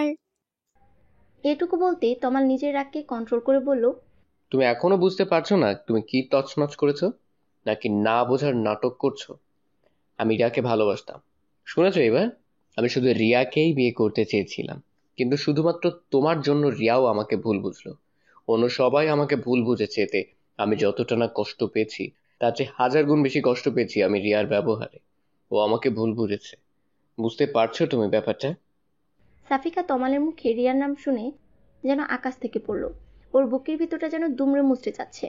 তমাল ওকে পছন্দ করে না সেটাও মেনে নিয়েছিল, কিন্তু অন্য একটা মেয়ের জন্য ও সাফিকাকে এতগুলো কথা শোনাচ্ছে, এটাও কিছুতেই মেনে নিতে পারছে না। ওর মন চাইছে এক্ষুনি ছুটে গ্রামে চলে যেতে। যা হওয়ার হবে। ওখানে রিমন তো বাইরে গেলে শুধু বিরক্ত করে, কিন্তু এখানে ঘরের মধ্যেই ও যে মানসিক চাপের শিকার হচ্ছে, না পারছে কাউকে বলতে, আর না পারছে এসব আর সহ্য করতে। রুমের বাইরে ওর চাচির কালো মুখ সহ্য করে আবার রুমের ভেতরে তমালের তিক্ততা ও আর নিতে পারছে না। আমাকে মাফ করবেন যে আমি না জেনে শুনে আপনার ভালোবাসার মাঝে ফাটল ধরিয়েছি। আমি না থাকলেই যদি আপনার সব সমস্যার সমাধান হয়ে যায়, তাহলে আমি আর সেটা বাড়াতে চাই না। আপনি কালকে যদি একবার আমাকে এই কথাটা জানাতেন যে আপনি অন্য কাউকে ভালোবাসেন, তাহলে আমি কখনোই আপনাকে বিয়ে করার জন্য রাজি হতাম না। আর বড় আব্বুর কথা রাখতে না হলে তো আমি... এটুকু বলেই থেমে যায় সাফিকা। ওর দুচোখ ভর্তি তমালের জন্য ঘৃণা জমে ওঠে। একটা মানুষকে এতটা বহুরূপী কেন হতে হবে? আজকে ওর বাবা মায়ের সাথে গ্রামে যেতে দিতে পারলেই হতো, তাহলে এত কথা শুনতে হতো না সাফিকাকে। এর মধ্যে তুমি আবার বাবাকে কেন টেনে আনছো? সাফিকা এখন কি করে বলবে যে তমালের বাবাই সাফিকাকেও জোর করেছিল তমালকে বিয়ে করার জন্য? কারণ সাফিকার পেছনে সবাই যেভাবে লেগে আছে তাতে উনি ভয়ে ছিল যে এখানেও যখন এত বাজেভাবে ওর বিয়েটা ভাঙলো, তার মানে যেখানেই যাক কে একজন আছে যে ওর ক্ষতি চায়। আর এই কারণেই সাফিকাকে গ্রামে পাঠিয়ে সাহস পায়নি। হয়তো ওখানে ওর জন্য নতুন কোনো বিপদ অপেক্ষা করছে। কি হলো, এখন কিছু বলছো না কেন? হ্যাঁ, বড় আব্বুর কথাতেই আমি আপনাকে বিয়ে করেছি, কারণ তিনি আমাকে কোনো বিপদের মুখে ঠেলে দিতে চাচ্ছিলেন না। বাহ, আমার বাবাকে তো ভালোই হাত করে নিয়েছো। তোমাকে বিপদ থেকে উদ্ধার করতে নিজের ছেলেটাকেই জাহান্নামের দিকে ঠেলে দিলেন। আরে ভাই, কোনো ভালো ছেলে দেখে তোমাকে বিয়ে দিলেই তো। এটুকু বলেই তমাল থেমে গেল। পরেরটুকু কেন বললেন না? কে বিয়ে করতো আমাকে? আর সে বিয়েটা ভাঙতো আরো সহজ হতো, কারণ এখন তো আমি একটা কলঙ্কিতা মেয়ে। আর যার এত বড় একটা কলঙ্ক আছে, তাকে কে বিয়ে করবে? আপনি সুখী আছেন আমাকে বিয়ে করে? আপনি তো জানেন আমি কেমন মেয়ে। তমাল আর কিছুই বলতে পারলে না। সাফিকা বলতে থাকে, আমি কালকেই গ্রামে চলে যাব, ঘরবন্দি হয়ে থাকবো, তবু এসব আর আমি সহ্য করতে পারছি না। একদিনে আমি হাঁপিয়ে উঠেছি, এর পরের দিনগুলো কিভাবে কাটাবো এখানে? যে আমাকে ভরসা দিয়ে রেখে দিল, সেই যদি এমন করে তাহলে... সরি, রিয়ার সাথে কথা বলে মন মেজাজ খারাপ হয়ে গিয়েছিল। কারোর সাথে রাগলে সেই রাগটা এখন থেকে আমার উপরেই ঝাড়বেন বলে ঠিক করে ফেলেছেন মনে হচ্ছে। সরি বললাম তো। সরি দিয়ে সবকিছু সমাধান হয় না মিস্টার তমাল। আর আপনি ভালোবাসার কথা বলছেন? যে ভালোবাসা একে অপরের প্রতি বিশ্বাসটাই নেই, তাকে আপনি ভালোবাসা বলছেন? যাকে ভালোবাসেন সেই যদি আপনাকে বিশ্বাস না করে, তাহলে সেই ভালোবাসার কি মূল্য থাকতে পারে? তোমার ভালোবাসার মানুষটি তোমাকে ধোকা দিলে তুমি কি করতে? তুমি কি তাকে ভুল বুঝতে না? এমনি এমনি মাফ করে দিতে তাকে? আপনি কি সত্যিই কোনো ভুল করেছেন? আপনি তাকে সত্যটা বলার পরেও যদি আপনাকে বিশ্বাস না হয়, তাহলে একবার অন্তত সত্যটা যাচাই করা উচিত ছিল। আপনি কেমন ছেলে তা ওই মেয়েটার ভালো করেই জানার কথা। এত বড় একটা জঘন্য কাজ আপনি করতে পারেন, তা সে এত তাড়াতাড়ি কি করে বিশ্বাস করে নিল? তমাল আর কিছু না বলে একদম চুপ হয়ে গেল। সাফিকাও চুপ হয়ে যাওয়ায় রুমে পিনপতন নীরবতা বিরাজ করতে লাগলো। সকালে ঘুম থেকে উঠে সাফিকা ওর চাচির সাথে নাস্তা বানাচ্ছে। ওর চাচি ওর সাথে একটা কথাও বলছে না। সাফিকা ব্যাপারটা হজম করার চেষ্টা করছে। তোরই নাস্তা করে কলেজে চলে গেছে। তমাল আর ওর বাবাও অফিসে চলে গেছে। সাফিকার চাচি নিজের রুমেই আছেন। সাফিকা সেখানে গিয়ে সাহস পাচ্ছে না। নিজের রুমে একা একা দম বন্ধ হয়ে আসছে সাফিকার। বিয়ের আগে সারাদিন ওর চাচির আশেপাশেই থাকতো, সময় কেটে যেত। কিন্তু এই বিয়েটা যেন ওর জীবনে অমানিসা হয়ে ঘিরে ধরেছে। দুপুরেও চুপচাপ তমালের মায়ের সাথে সাফিকা রান্না বান্না করলো। তারপর নামাজ কালাম পড়ে তরির সাথে দুপুরের খাবার খেলো। তরি দুপুরের দিকে কলেজ থেকে ফেরায় সাফিকা যেন দেহে প্রাণ ফিরে পেল। তরির সাথে কথা বললে সাফিকার নিজেকে একটু হালকা মনে হয়, ভালো লাগা কাজ করে। তমালও আজ সকালে ওর সাথে একটা কথাও বলেনি। ওর চাচা অবশ্য ওর চাচিকে বারবার সাবধান করে দিয়ে গেছে যেন সাফিকার সাথে কোনো ঝামেলা না করে। সাফিকা বুঝতে পারছে না যে এভাবে আর কয়দিন চলবে। একদিনেও অতিষ্ঠ হয়ে উঠেছে। এভাবে চলতে থাকলেও পুরোপুরি পাগল হয়ে যাবে যে। তমাল ফোন আর সিম দুইটাই চেঞ্জ করেছে। নতুন সিম থেকে রিয়াকে আরো একবার কল করেছিল দেখা করে সবটা বলার জন্য, কিন্তু রিয়া ওর কোনো কথা না শুনে কল কেটে দিয়েছে। তমালের সাথে ওর কথা বলতে চায় না, এটাই স্বাভাবিক। একদিক দিয়ে দেখতে গেলে তমাল তো রিয়াকে ধোকা দিয়েছে, আর একজন ধোকাবাজের সাথে কেই বা সম্পর্ক রাখতে চায়? তার উপর ও আবার বিবাহিত। সাফিকাকে দেখলে তমালের রিয়ার কথা মনে পড়ে যায়, রাগ উঠে যায়, কিন্তু অনেক কষ্টে রাগগুলোকে কন্ট্রোল করে। সাফিকাও নিজেকে যথাসম্ভব তমালের থেকে দূরে রাখার চেষ্টা করে। তুষার সেই সকালে নাস্তা করে বের হয় আর অনেক রাতে বাসায় ফেরে। সাফিকার বিষণ্ণ মুখটা ও দেখতে পারে না। ও বুঝতে পারে যে সাফিকা তমালের সাথে সুখী নেই, তারপরও কিছু করতে পারে না। সবাই জানে যে পরিস্থিতির মুখে পড়ে তুষার সাফিকাকে বিয়ে করতে চেয়েছিল। কেউ যদি এটা জানতে পারে যে তুষার সাফিকাকে পছন্দ করত, তাহলে ব্যাপারটা সাফিকার জন্য আরো জটিল হয়ে যাবে। এভাবেই কেটে যায় 2 মাস। সাফিকা, তমাল আর তুষারের জন্য এই 2 মাস যেন 2 বছরের মতো। সাফিকা এখনো জানতে পারেনি যে ওর বিয়ে ভাঙার পেছনে কে ছিল। এর মধ্যে তমালকে একবার জিজ্ঞেস করেছিল, ও কিছু জানায়নি। তমালের দিনগুলো বিষময় হয়ে উঠেছে। ওর সাথে সাথে ও সাফিকার জীবনটাও বিষিয়ে তুলেছে। রিয়া বিয়ে করে নিয়েছে, স্বামীর সাথে প্রতিদিন ছবি আপলোড দেয়, যা তমালকে আরো জ্বালিয়ে পুড়ে শেষ করে দিচ্ছে। রিয়ার সাথে কথা বলার পর থেকে তমাল আর রাশেদের সাথে কথা বলেনি। আজ কি মনে করে রাশেদের অফিসে চলে গেল দেখা করতে।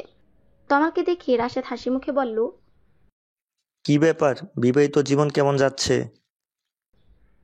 তমাল রাশেদের সামনে চেয়ারে বসে কোমর ছুঁড়ে বলল, তুই এমনটা কেন করলি? কেন মিথ্যে বললি? কারণ আমি রিয়াকে ভালোবাসতাম। আমার আর রিয়ার মাঝখানে তুই চলে এসেছিলি। আমি প্রপোজ করার আগে তুই ওকে প্রপোজ করে দিস, আর রিয়াও রাজি হয়ে যায়। এর আগে অনেক চেষ্টা করেছি তোদের ব্যাকআপ করানোর জন্য, কিন্তু পারিনি। এইবার এমন এক চাল দিলাম, সাপও মরল আর লাঠিও ভাঙল না। শুধু রিয়াকে নয়, সবাইকে মিথ্যাটা আমিই বলেছি। চালটা যে এইভাবে কাজে লেগে যাবে বুঝতে পারিনি। তুই রিয়াকে পাওয়ার আর কোনো সুযোগ রাখলাম না। এখন রিয়া সত্যিটা জানলেও কোনো লাভ নেই। তুইও বিবাহিত আর রিয়াও।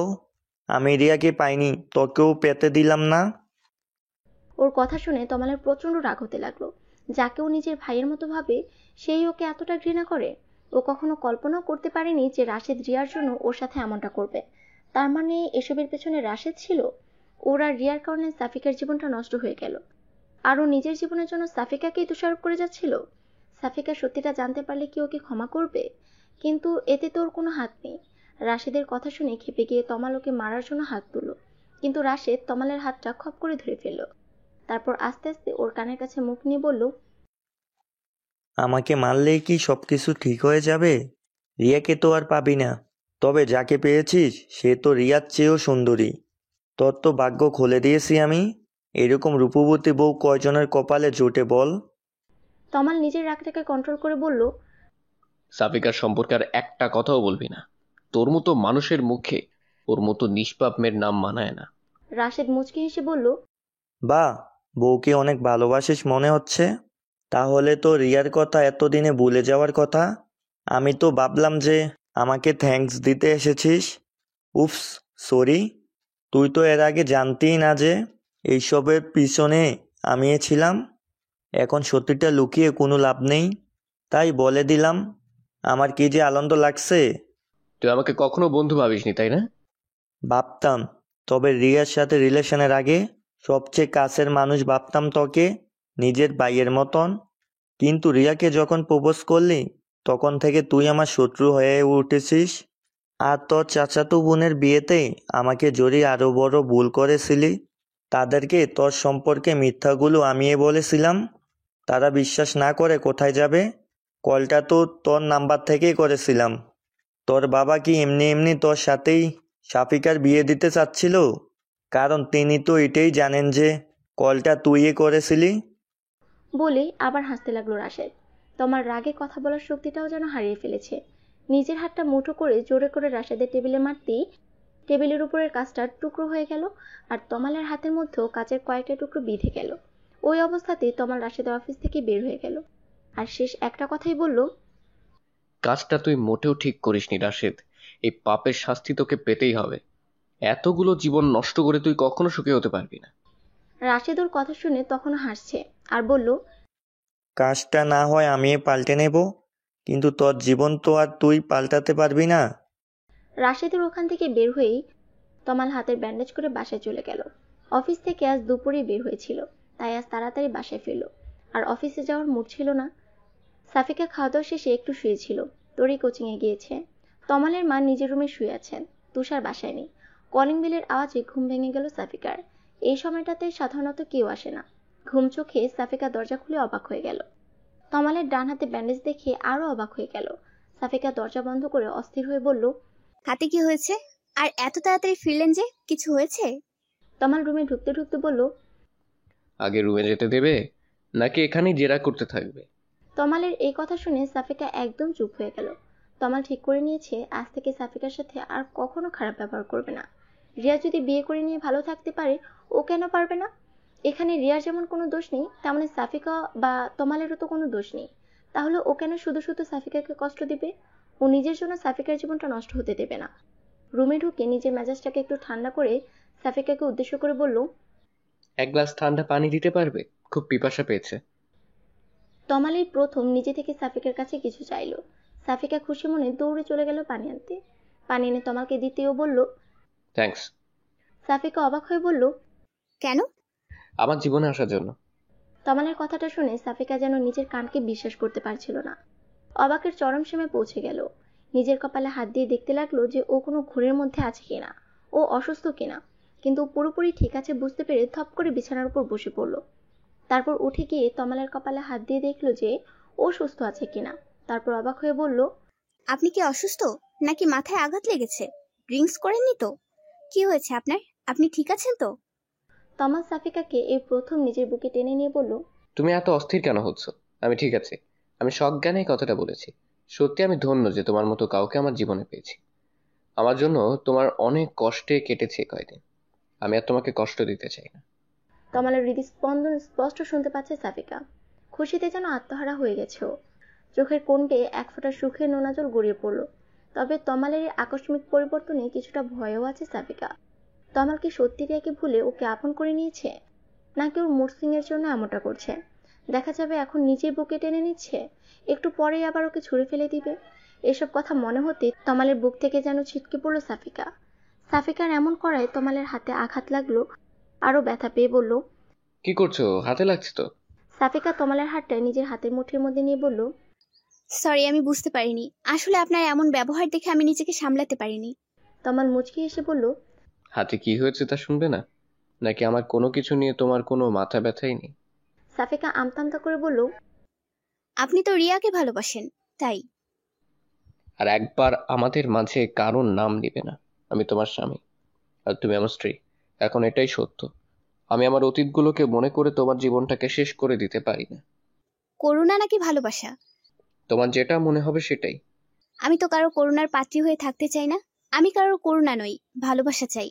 আশা করি বুঝতে পেরেছেন। তমাল কি বলবে বুঝতে পারছে না। ভালোবাসা কি এত সহজে হয়? ও কি সত্যি সাফিকাকে ভালোবাসবে, নাকি করুণার বশে ওকে ভালোবাসতে চাইছে? ও নিজেও বুঝতে পারছে না। কিন্তু ও আর সাফিকাকে কষ্ট দিতে চাচ্ছে না, তাই কোনো কিছু না ভেবে বলে দিল, ভালোবাসি। কথাটা শুনে সাফিকা কান্না করতে করতে তমালের বুকে ঝাঁপিয়ে পড়ল। তারপর বলল, আমি জানতাম আপনি একদিন না একদিন আমাকে ঠিক মেনে নেবেন। বিয়ের বন্ধনটা যে এমনি শক্ত বন্ধন, যা নির্দয়ের মনেও ভালোবাসার সঞ্চার করে দেয়। এটা যে পবিত্র একটা বন্ধন। বিশ্বাস করুন, আমার এতদিনের সব কষ্টগুলো হয় মিলিয়ে গিয়েছে আপনার একটা কথাতেই। কথা দিন, আর কখনো আপনি আপনার সিদ্ধান্ত বদলাবেন না, আর কখনো আমাকে কষ্ট দেবেন না। তমাল ভাবতেই পারেনি যে সাফিকা ওকে এত সহজে গ্রহণ করে নিবে। ও ভেবেছিল যে সাফিকাকে মানাতে ওকে অনেক কাঠখড় পোড়াতে হবে। অনেক খারাপ ব্যবহার করেছে এই কয়দিনে। তমাল সাফিকাকে নিজের বুকে আরো শক্ত করে চেপে ধরে বলল, কথা দিচ্ছি আর কখনো তোমাকে কষ্ট দিব না। তোমার ভালো থাকাই আমার ভালো থাকা, তোমার খুশি আমার খুশি। আর আমার দুঃখগুলো কষ্টগুলো সেগুলোর ভাগ নেবেন না। তবে আমি তোমার জীবনে দুঃখ কষ্টটাকে আর আসতে দেব না। আমি চাই আর কোনো কষ্ট যেন তোমাকে ছুঁতে না পারে। তমাল যেমন ভাবতে পারেনি যে সাফিকা এত তাড়াতাড়ি সব মেনে নিবে, তেমনি সাফিকাও ভাবতে পারেনি যে তমাল ওকে এত তাড়াতাড়ি ভালোবেসে ফেলবে। সন্ধ্যা থেকে তমালের ভীষণ জ্বর, বিছানা ছেড়েও উঠতে পারছে না। একে তো হাতের ব্যথা, তার উপরে জ্বর। দুপুরেও কিছুই খায়নি, বলেছে যে দুপুরে বাইরে খেয়ে এসেছে। রাতে তুষার ওষুধ এনে দিল, সাফিকা স্যুপ বানিয়ে খাইয়ে দিল, তারপর ওষুধ খাইয়ে দিল। তবুও জ্বর কমার নাম নেই। রাতের সাথে সাথে জ্বরও যেন বাড়ছে। সাফিকা একটা টুল নিয়ে তমালের মাথার কাছে বসে জলপট্টি দিয়ে দিচ্ছে। যতক্ষণ জলপট্টি দিচ্ছে ততক্ষণ একটু নীরব থাকে তমাল। জলপট্টি দেওয়া বন্ধ করলে তমাল ছটফট করতে থাকে। সাফিকা নিজের ঘুম বাদ দিয়ে তমালের কপালে জলপট্টি দিয়ে দিচ্ছে। বারবার ঘুমে ঢুলে পড়ছে সাফিকা। তারপরেও রাত জেগে তমালের সেবা করে যাচ্ছে। জ্বরে তমালে যেন কোনো হুঁশ নেই, মরার মতো পড়ে আছে। মাঝরাতের দিকে তমালের হুঁশ ফিরে। জ্বর কিছুটা কমেছে, তবে শরীরটা ভীষণ দুর্বল। উঠে বসার মতো শক্তিটুকুও যেন নেই। ও দেখে যে ওর পাশেই বিছানার উপর হাতের উপর মাথাটা দিয়ে ঘুমিয়ে আছে সাফিকা। সাফিকার মুখটা আজ ভালো করে খেয়াল করে তমাল। কি যেন এক মায়ায় আচ্ছন্ন হয়েছে সাফিকার মুখটা, যা তমালকে বারবার আকর্ষণ করছে। এতদিন এই মায়া কেন পড়েনি তমাল? নাকি এতদিন সাফিকাকে কখনো ভালো করে দেখেইনি? তমাল বিছানা থেকে নামতে গিয়ে আবার বিছানার উপর বসে পড়ে। শরীরটা যেন উঠতে সায় দিচ্ছে না। সাফিকাকে ডাকতে গিয়েও ডাকে না তমাল। পুরোপুরি হুঁশ না থাকলেও তমাল এটা বুঝতে পেরেছে যে সাফিকা নিজের ঘুম বাদ দিয়ে সারা রাত ওর সেবা করেছে। সাফিকার কপালের উপর থেকে চুলগুলো সরাতেই তমালের হাতের স্পর্শ পেয়ে ঘুম ভেঙে যায় সাফিকার। সাফিকা এক লাফে টুল থেকে উঠে পড়ে। তারপর তমালের সামনে গিয়ে ওর কপালে হাত দিয়ে দেখে যে জ্বর অনেকটা কমে গেছে। তমাল হেসে ফেলে, তারপর বলে, আমি ঠিক আছি। বিছানায় শোয়া বাদ দিয়ে তুমি টুলের উপরে কেন ঘুমোচ্ছিলে? সাফিকা তমালের কপাল থেকে হাত সরিয়ে নিয়ে বলতে থাকে, না মানে কখন ঘুমিয়ে পড়েছি বুঝতে পারিনি। আপনার এখন কেমন লাগছে? বিছানা থেকে উঠেছেন কেন? আমার এখন একটু ভালো লাগছে। বউয়ের সেবায় স্বামী সুস্থ না হয়ে পারে? আমি তো ভাবলাম যে ভয়ে তুমি আমার পাশে শোওনি। আমার জ্বরটা যদি তোমারও হয়ে যায়। বলেই আবার হাসতে থাকে তমাল। সাফিকা লাজুক একটা হাসি দিয়ে বলে, জ্বর কি ছোঁয়াচে রোগ নাকি যে আপনার পাশে থাকলে আমারও হয়ে যাবে? আর সেই ভয় থাকলে রাজ্যে কি আর আপনার সেবা করতাম নাকি? জ্বর হলে কি মানুষ মারা যায় নাকি? সামান্য জ্বরেই যদি তুমি এত সেবা যত্ন করো, তাহলে বড় কোনো অসুখ হলে তো আর সেবাই করতে চাইবে না। সব সেবা এক্ষুনি দিয়ে দিবে মনে হচ্ছে। আপনি এত রাতে বিছানা থেকে উঠেছেন কেন? দেখেছো, তোমার সাথে কথা বলতে গিয়ে বাথরুমে যাওয়ার কথাও ভুলে গেছি। এই সাহায্যটা আশা করি করবে। চলুন আমি নিয়ে যাচ্ছি। বলে সাফিকা তমালের হাতটা ধরে বাথরুমের ভেতরে নিয়ে যায়। তারপর ওর বের হয়ে আসে আর ভাবতে থাকে যে তমাল সত্যি একা যেতে পারছিল না নাকি ইচ্ছে করে ওকে নিয়ে যেতে বলল। তমাল বাথরুম থেকে বের হওয়ার পর সাফিকা আবার ওর হাত ধরে বিছানা পর্যন্ত নিয়ে আসে। তারপর বিছানায় শুয়ে তমাল পেটে হাত দিয়ে বলতে থাকে, জ্বর তো চলে গেছে, কিন্তু পেটের মধ্যে যে ইঁদুর ছুঁচো গুলো দৌড়চ্ছে সেগুলো তাড়াতে পারলে আরো ভালো হতো। কিন্তু এত রাতে কাউকে বিরক্ত করতে চাচ্ছিলাম না। কথাটা বলে তমাল সাফিকার দিকে তাকায়। সাফিকা তমালের কথার মানে বুঝতে পেরে বলে, আপনি কিছুক্ষণ অপেক্ষা করুন, আমি আসছি। বলেই সাফিকা রুম থেকে বের হয়ে যায়। তমাল সাফিকাকে উদ্দেশ্য করে বলল, দেখো, ফ্রিজে যা থাকে তাই নিয়ে আসো, একটা কিছু হলেই চলবে। সাফিকা ফ্রিজ খুলে দেখে যে ঠান্ডা ভাত আর তরকারি আছে, আর বাকি যা আছে সব ঠান্ডা। এত রাতে এগুলো গরম করার চাইতে গরম কিছু রান্না করাই ভালো। সাফিকা রান্নাঘরের দরজাটা বন্ধ করে নেয় যেন কারোর কোনো অসুবিধা না হয়। এত রাতে সবাই ঘুমাচ্ছে। তারপর নুডলস সেদ্ধ করে ফ্রিজ থেকে আগে থেকে কেটে রাখা পেঁয়াজ মরিচ দিয়ে আর ডিম দিয়ে নুডলসটা রান্না করে তমালের জন্য নিয়ে যায়। সাফিকা রান্নাঘর থেকে বের হতেই দেখতে পায় যে তুষার ফ্রিজ থেকে ঠান্ডা পানি বের করে খাচ্ছে। দুজন দুজনকে দেখে চমকে যায়। তারপর তুষার সাফিকার দিকে এগিয়ে গিয়ে বলে, এত রাতে তুমি রান্নাঘরে কি করতেছো? সাফিকা আমতামতা করে বলল, আপনার ভাইয়ের ক্ষুধা পেয়েছে তাই, আসলে রাতেও কিছু খায়নি। এখন কি অবস্থা ভাইয়ার? জ্বর কি কমছে? হ্যাঁ, এখন একটু সুস্থ। তাই বলে তুমি এত রাতে রান্না করবে? ভাইয়ার কি কাণ্ডজ্ঞান বলে কিছুই নেই? এত রাতে তোমাকে রান্না করতে পাঠিয়েছে। সাফিকা তাড়াতাড়ি করে তুষারকে বলতে থাকে, আরে উনি কিছু রান্না করতে বলেনি, আমি রান্না করলাম। ভাবলাম ঠান্ডা খাবার খাওয়ার থেকে কিছু রান্না করে দেই। ফ্রিজে কি খাবার নেই নাকি? গরম করে দিলেই তো হয়, আবার রান্না করতে হবে? আস্তে। এ কথা বলতে না বলতে সাফিকা দেখতে পায় যে তমাল রুম থেকে বের হয়ে এসেছে। সাফিকা ওর হাতের ট্রেটা পাশেই টেবিলের উপর রেখে তমালের দিকে এগিয়ে যায়। তমাল তুষারকে দেখে জিজ্ঞেস করে, তুই এত রাতে এখানে কি করছিস? আমি তো পানি খেতে এসেছিলাম, দেখলাম সাফিকা এত রাতে রান্না করতেছে। তা তুমি কি এখন ঠিক আছো তো? হ্যাঁ, আমি ঠিক আছি। তোকে না বলেছি সাফিকাকে এখন থেকে ভাবি বলবি? আগে যাই বলতি না কেন, এখন ও তোর ভাবি, সো ভাবি বলবি। তারপর সাফিকাকে উদ্দেশ্য করে বলল, আর তুমি এত রাতে আবার কি রান্না করতে গিয়েছো? তুষার আর কিছু না বলে ওখান থেকে চলে গেল।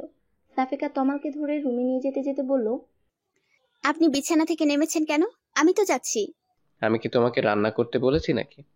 আচ্ছা, কথা না বলে চুপচাপ এখানে বসুন, আমি খাবারটা নিয়ে আসি। তারপর নুডলস এনে চামচ দিয়ে তমালকে খাইয়ে দিতে লাগলো সাফিকা। তমাল চামচটা সাফিকার মুখের দিকে এগিয়ে দিয়ে বলল, আমি একাই খাবো নাকি? তুমিও খাও। এত কষ্ট করে রান্না করলে একটু টেস্ট করে দেখবে না? সাফিকা নিজের মুখ সরিয়ে নিয়ে তমালকে বলল, আমি তো রাতে খেয়েছি, আপনি খান। আর আমার রান্নার টেস্ট আমার জানা আছে। তমাল জোর করে সাফিকাকে খাইয়ে দিয়ে বলল, আমার সাথে খাও এখন। আমার বউয়ের হাতের রান্না যে এত সুস্বাদু তা তো আগে জানতাম না। সাফিকা মুখের খাবারটা শেষ করে নিয়ে বলল, আগে কি আমাকে বউ ভেবেছেন? আমাকে তো শুধুমাত্র একটা সমস্যা মনে করেছেন, আর সমস্যা মানেই তো বিরক্তিকর জিনিস। ওকে, নেক্সট টাইম আমার বউকে বউ হিসেবেই দেখবো, আর তার সব দিকেই খেয়াল রাখবো। এখন এটাই যে আমার দায়িত্ব। এতদিন তো কোনো অন্ধকারে ডুবেছিলাম, আজ আলোর দিশা খুঁজে পেয়েছি। সে আলোয় আমি আমাদের বাকি জীবনটা আলোকিত করে নিতে চাই। খাওয়া শেষ করে সাফিকাও তমালের পাশে শুয়ে পড়ল। তমালের জ্বর কিছুটা কমলেও ওর শরীরের উত্তাপ সাফিকা অনুভব করতে পারছিল। সকালে তমাল অনেকটা সুস্থ হয়ে উঠল। তমালের বাবা মা ওকে অফিসে যেতে বারণ করলো। তমালও অফিস থেকে একদিনই ছুটি নিয়ে নিল। ওর হাতে কি হয়েছিল তা এখনো কেউ জানে না। আর আশ্চর্যের ব্যাপার হচ্ছে কেউ কিছু জানতেও চায়নি। ব্যাপারটা তমালের জন্য ভালোই হয়েছে, না হলে সবাইকে মিথ্যা বলতে হতো। সত্যিটা তো আর বলা যাবে না। হাতে ড্রেসিং করানোর জন্য তমাল হাসপাতালে যাবে শুনে সাফিকা ওর পিছু নিল। তমালের অনিচ্ছা সত্ত্বেও সাফিকার অনুরোধ ফেলতে পারল না। সাফিকা আজ প্রথম তমালের সাথে বাইরে বের হয়েছে। এক রিকশায় দুজনে পাশাপাশি বসেছে। এই যেন এক অন্যরকম অনুভূতি। সাফিকার স্বপ্নগুলো যেন পূরণ হতে চলেছে এক এক করে। তমালের সাথে রিকশা যেতে ভালোই লাগছে ওর কাছে।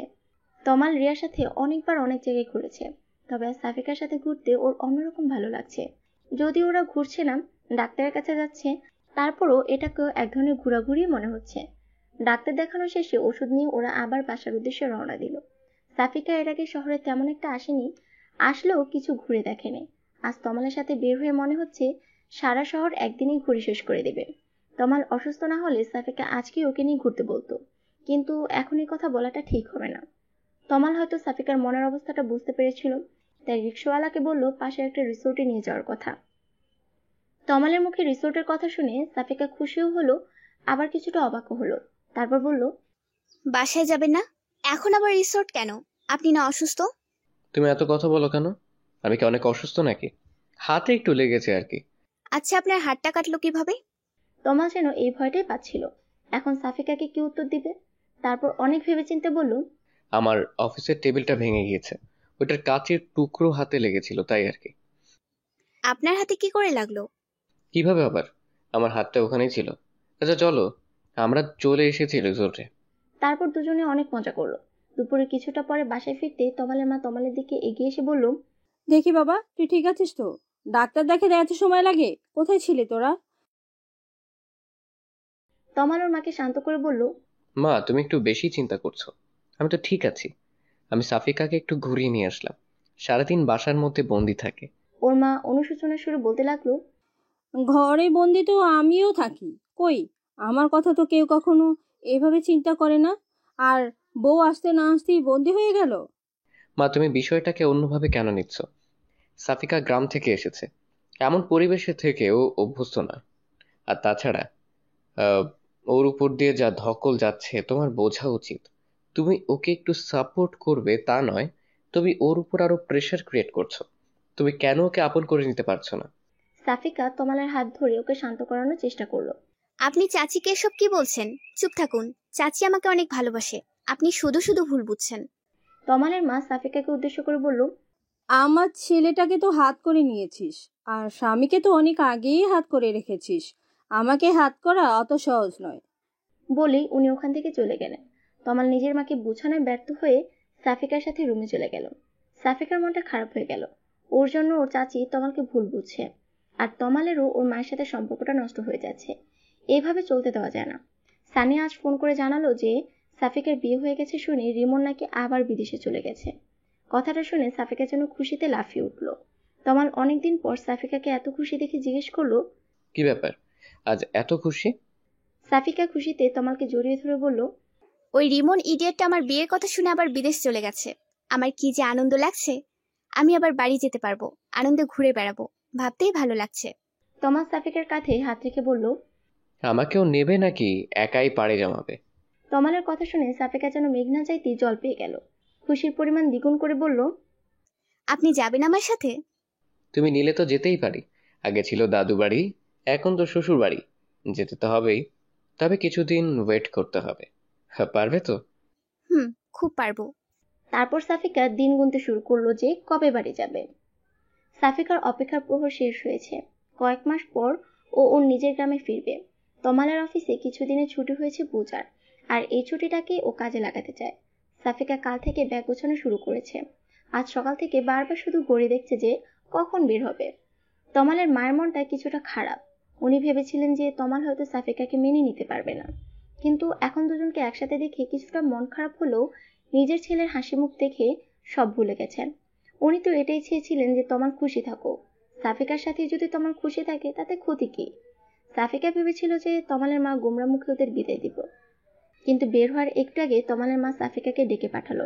তারপর সাফিকার হাত দুটি ধরে বলতে লাগলো, সাফিকা, তুই আমাকে ক্ষমা করে দিস। নিজের চাচি হয়ে তোকে অনেক কষ্ট দিয়েছি, কিন্তু তুই আমার কত খেয়াল রেখেছিস। আমার পরিবারের জন্য তোর মতো মেয়েই ঠিক। আমার সংসার পরিবার সব কি সুন্দর করে গুছিয়ে ফেলেছিস এই কয়দিনে।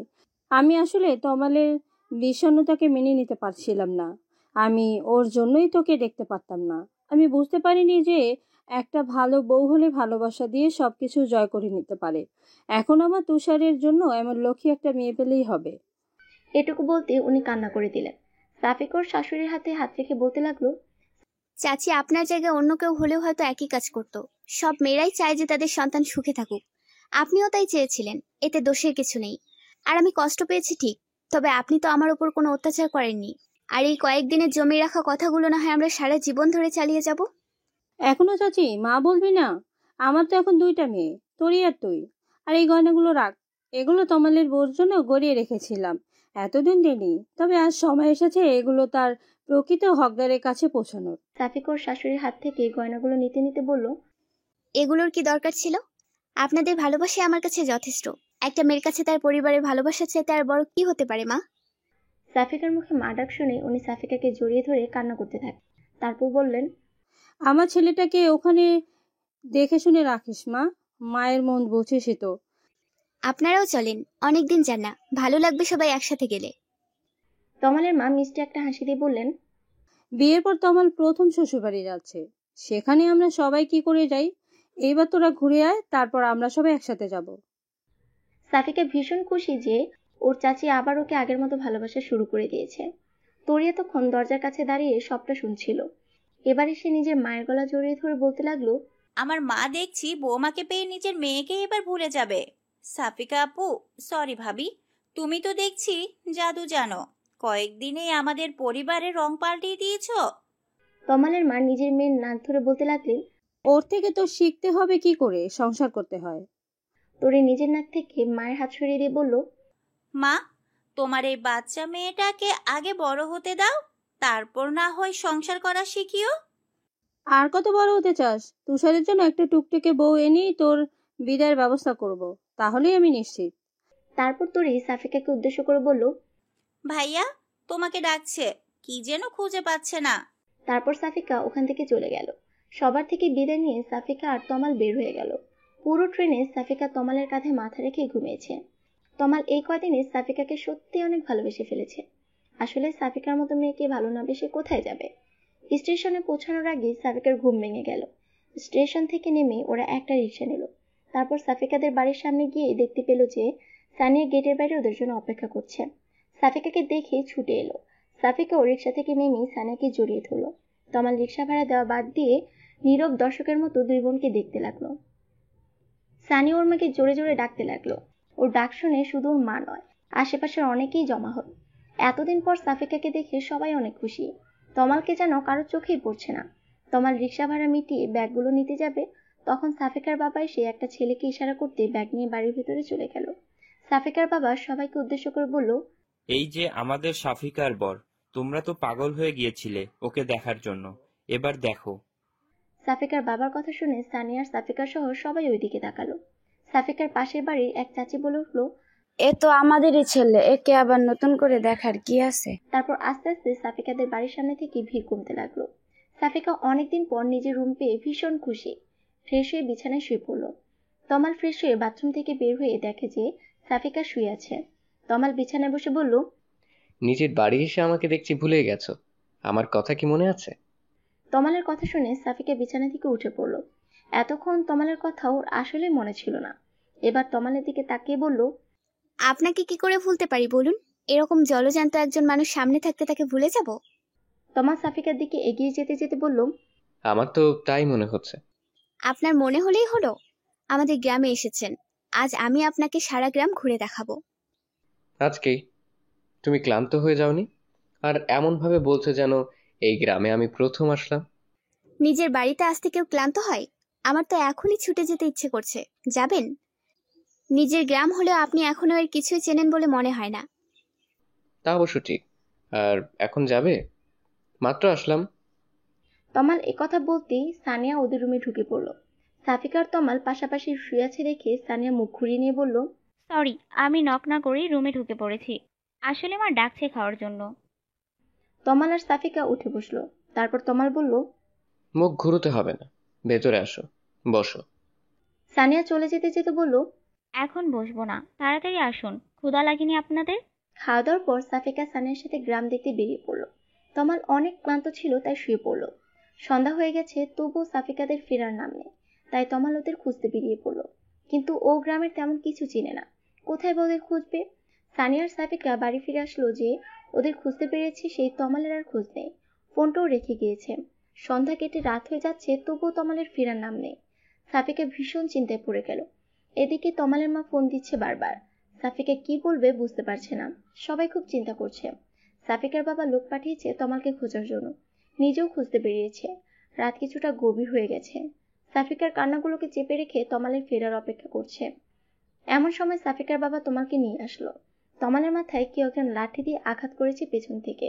সে একজন আর কেউ নয়, চেয়ারম্যানের ছেলে রিমন। তার মানে ও বিদেশে যায়নি। সবাই কি মিথ্যে বলেছিল যেন সাফিকা গ্রামে আসে? তমালকে আরো মারতো, কিন্তু ভাগ্যক্রমে সেখানে সাফিকার এক চাচা সেখানে পৌঁছে যায়, আর তাকে দেখে রিমনরা চলে যায়। কারণ ওর চাচার সাথে আরো কিছু লোকজন ছিল। ওনারা একটা কাজ থেকেই ফিরছিলেন। তারপর ওনারাই তমালকে ডাক্তারের কাছে নিয়ে গিয়েছিল। তমালের ব্যান্ডেজ করা শেষ হলে ওনারা সাফিকার বাবাকে খবর দেয় আর বাড়ি নিয়ে আসে। তারপর তমালের মাথায় ব্যান্ডেজ দেখে সাফিকা ছুটে যায় ওর কাছে। তারপর কান্না করতে করতে বলে, আপনি একা কেন বের হয়েছিলেন? কালকে আমরা ফিরে যাব, আর আপনাকে এখানে আসতে দেব না। তমাল রুমে গিয়ে সাফিকাকে শান্ত করে বলল, আরে কিছুই হয়নি, আমি ঠিক আছি এখন। তুমি চিন্তা করবে বলে তোমাকে জানাতে বারণ করেছিলাম হাসপাতালে গিয়ে কান্নাকাটি শুরু করতে। আর রিমনের ভয়ে তোমাকে ফিরে যেতে হবে না। আমি পুলিশে খবর দিয়েছি, ওরা ওর ব্যবস্থা করবে। আমরা যে কয়দিন আছি ও আর আমাদের বিরক্ত করতে পারবে না। আর বাসায় কথা জানানোর প্রয়োজন নেই, মা অযথা চিন্তা করবে। সাফিকা তমালের মাথাটা ঘুরে ফিরে দেখছিল। তমাল একটানে সাফিকাকে নিজের বুকে টেনে নিয়ে বলল, তুমি পাশে থাকলে সেইসব ছোটখাটো আঘাতে আমার কিছুই হবে না। তুমি তো আছোই সেবা করার জন্য। বউয়ের সেবা পেলে আমি সুস্থ হয়ে যাব। সাফিকা তমালকে আরো শক্ত করে জড়িয়ে ধরে বলল, আর কখনো এমনটা করবেন না। নিজে খেয়াল রাখতে পারেন না? আপনার কিছু হয়ে গেলে আমার কি হবে? মাকে কি জবাব দিতাম? আচ্ছা এখন তো আমি ঠিক আছি নাকি? এবার কান্না থামাও আর একটু হাসো।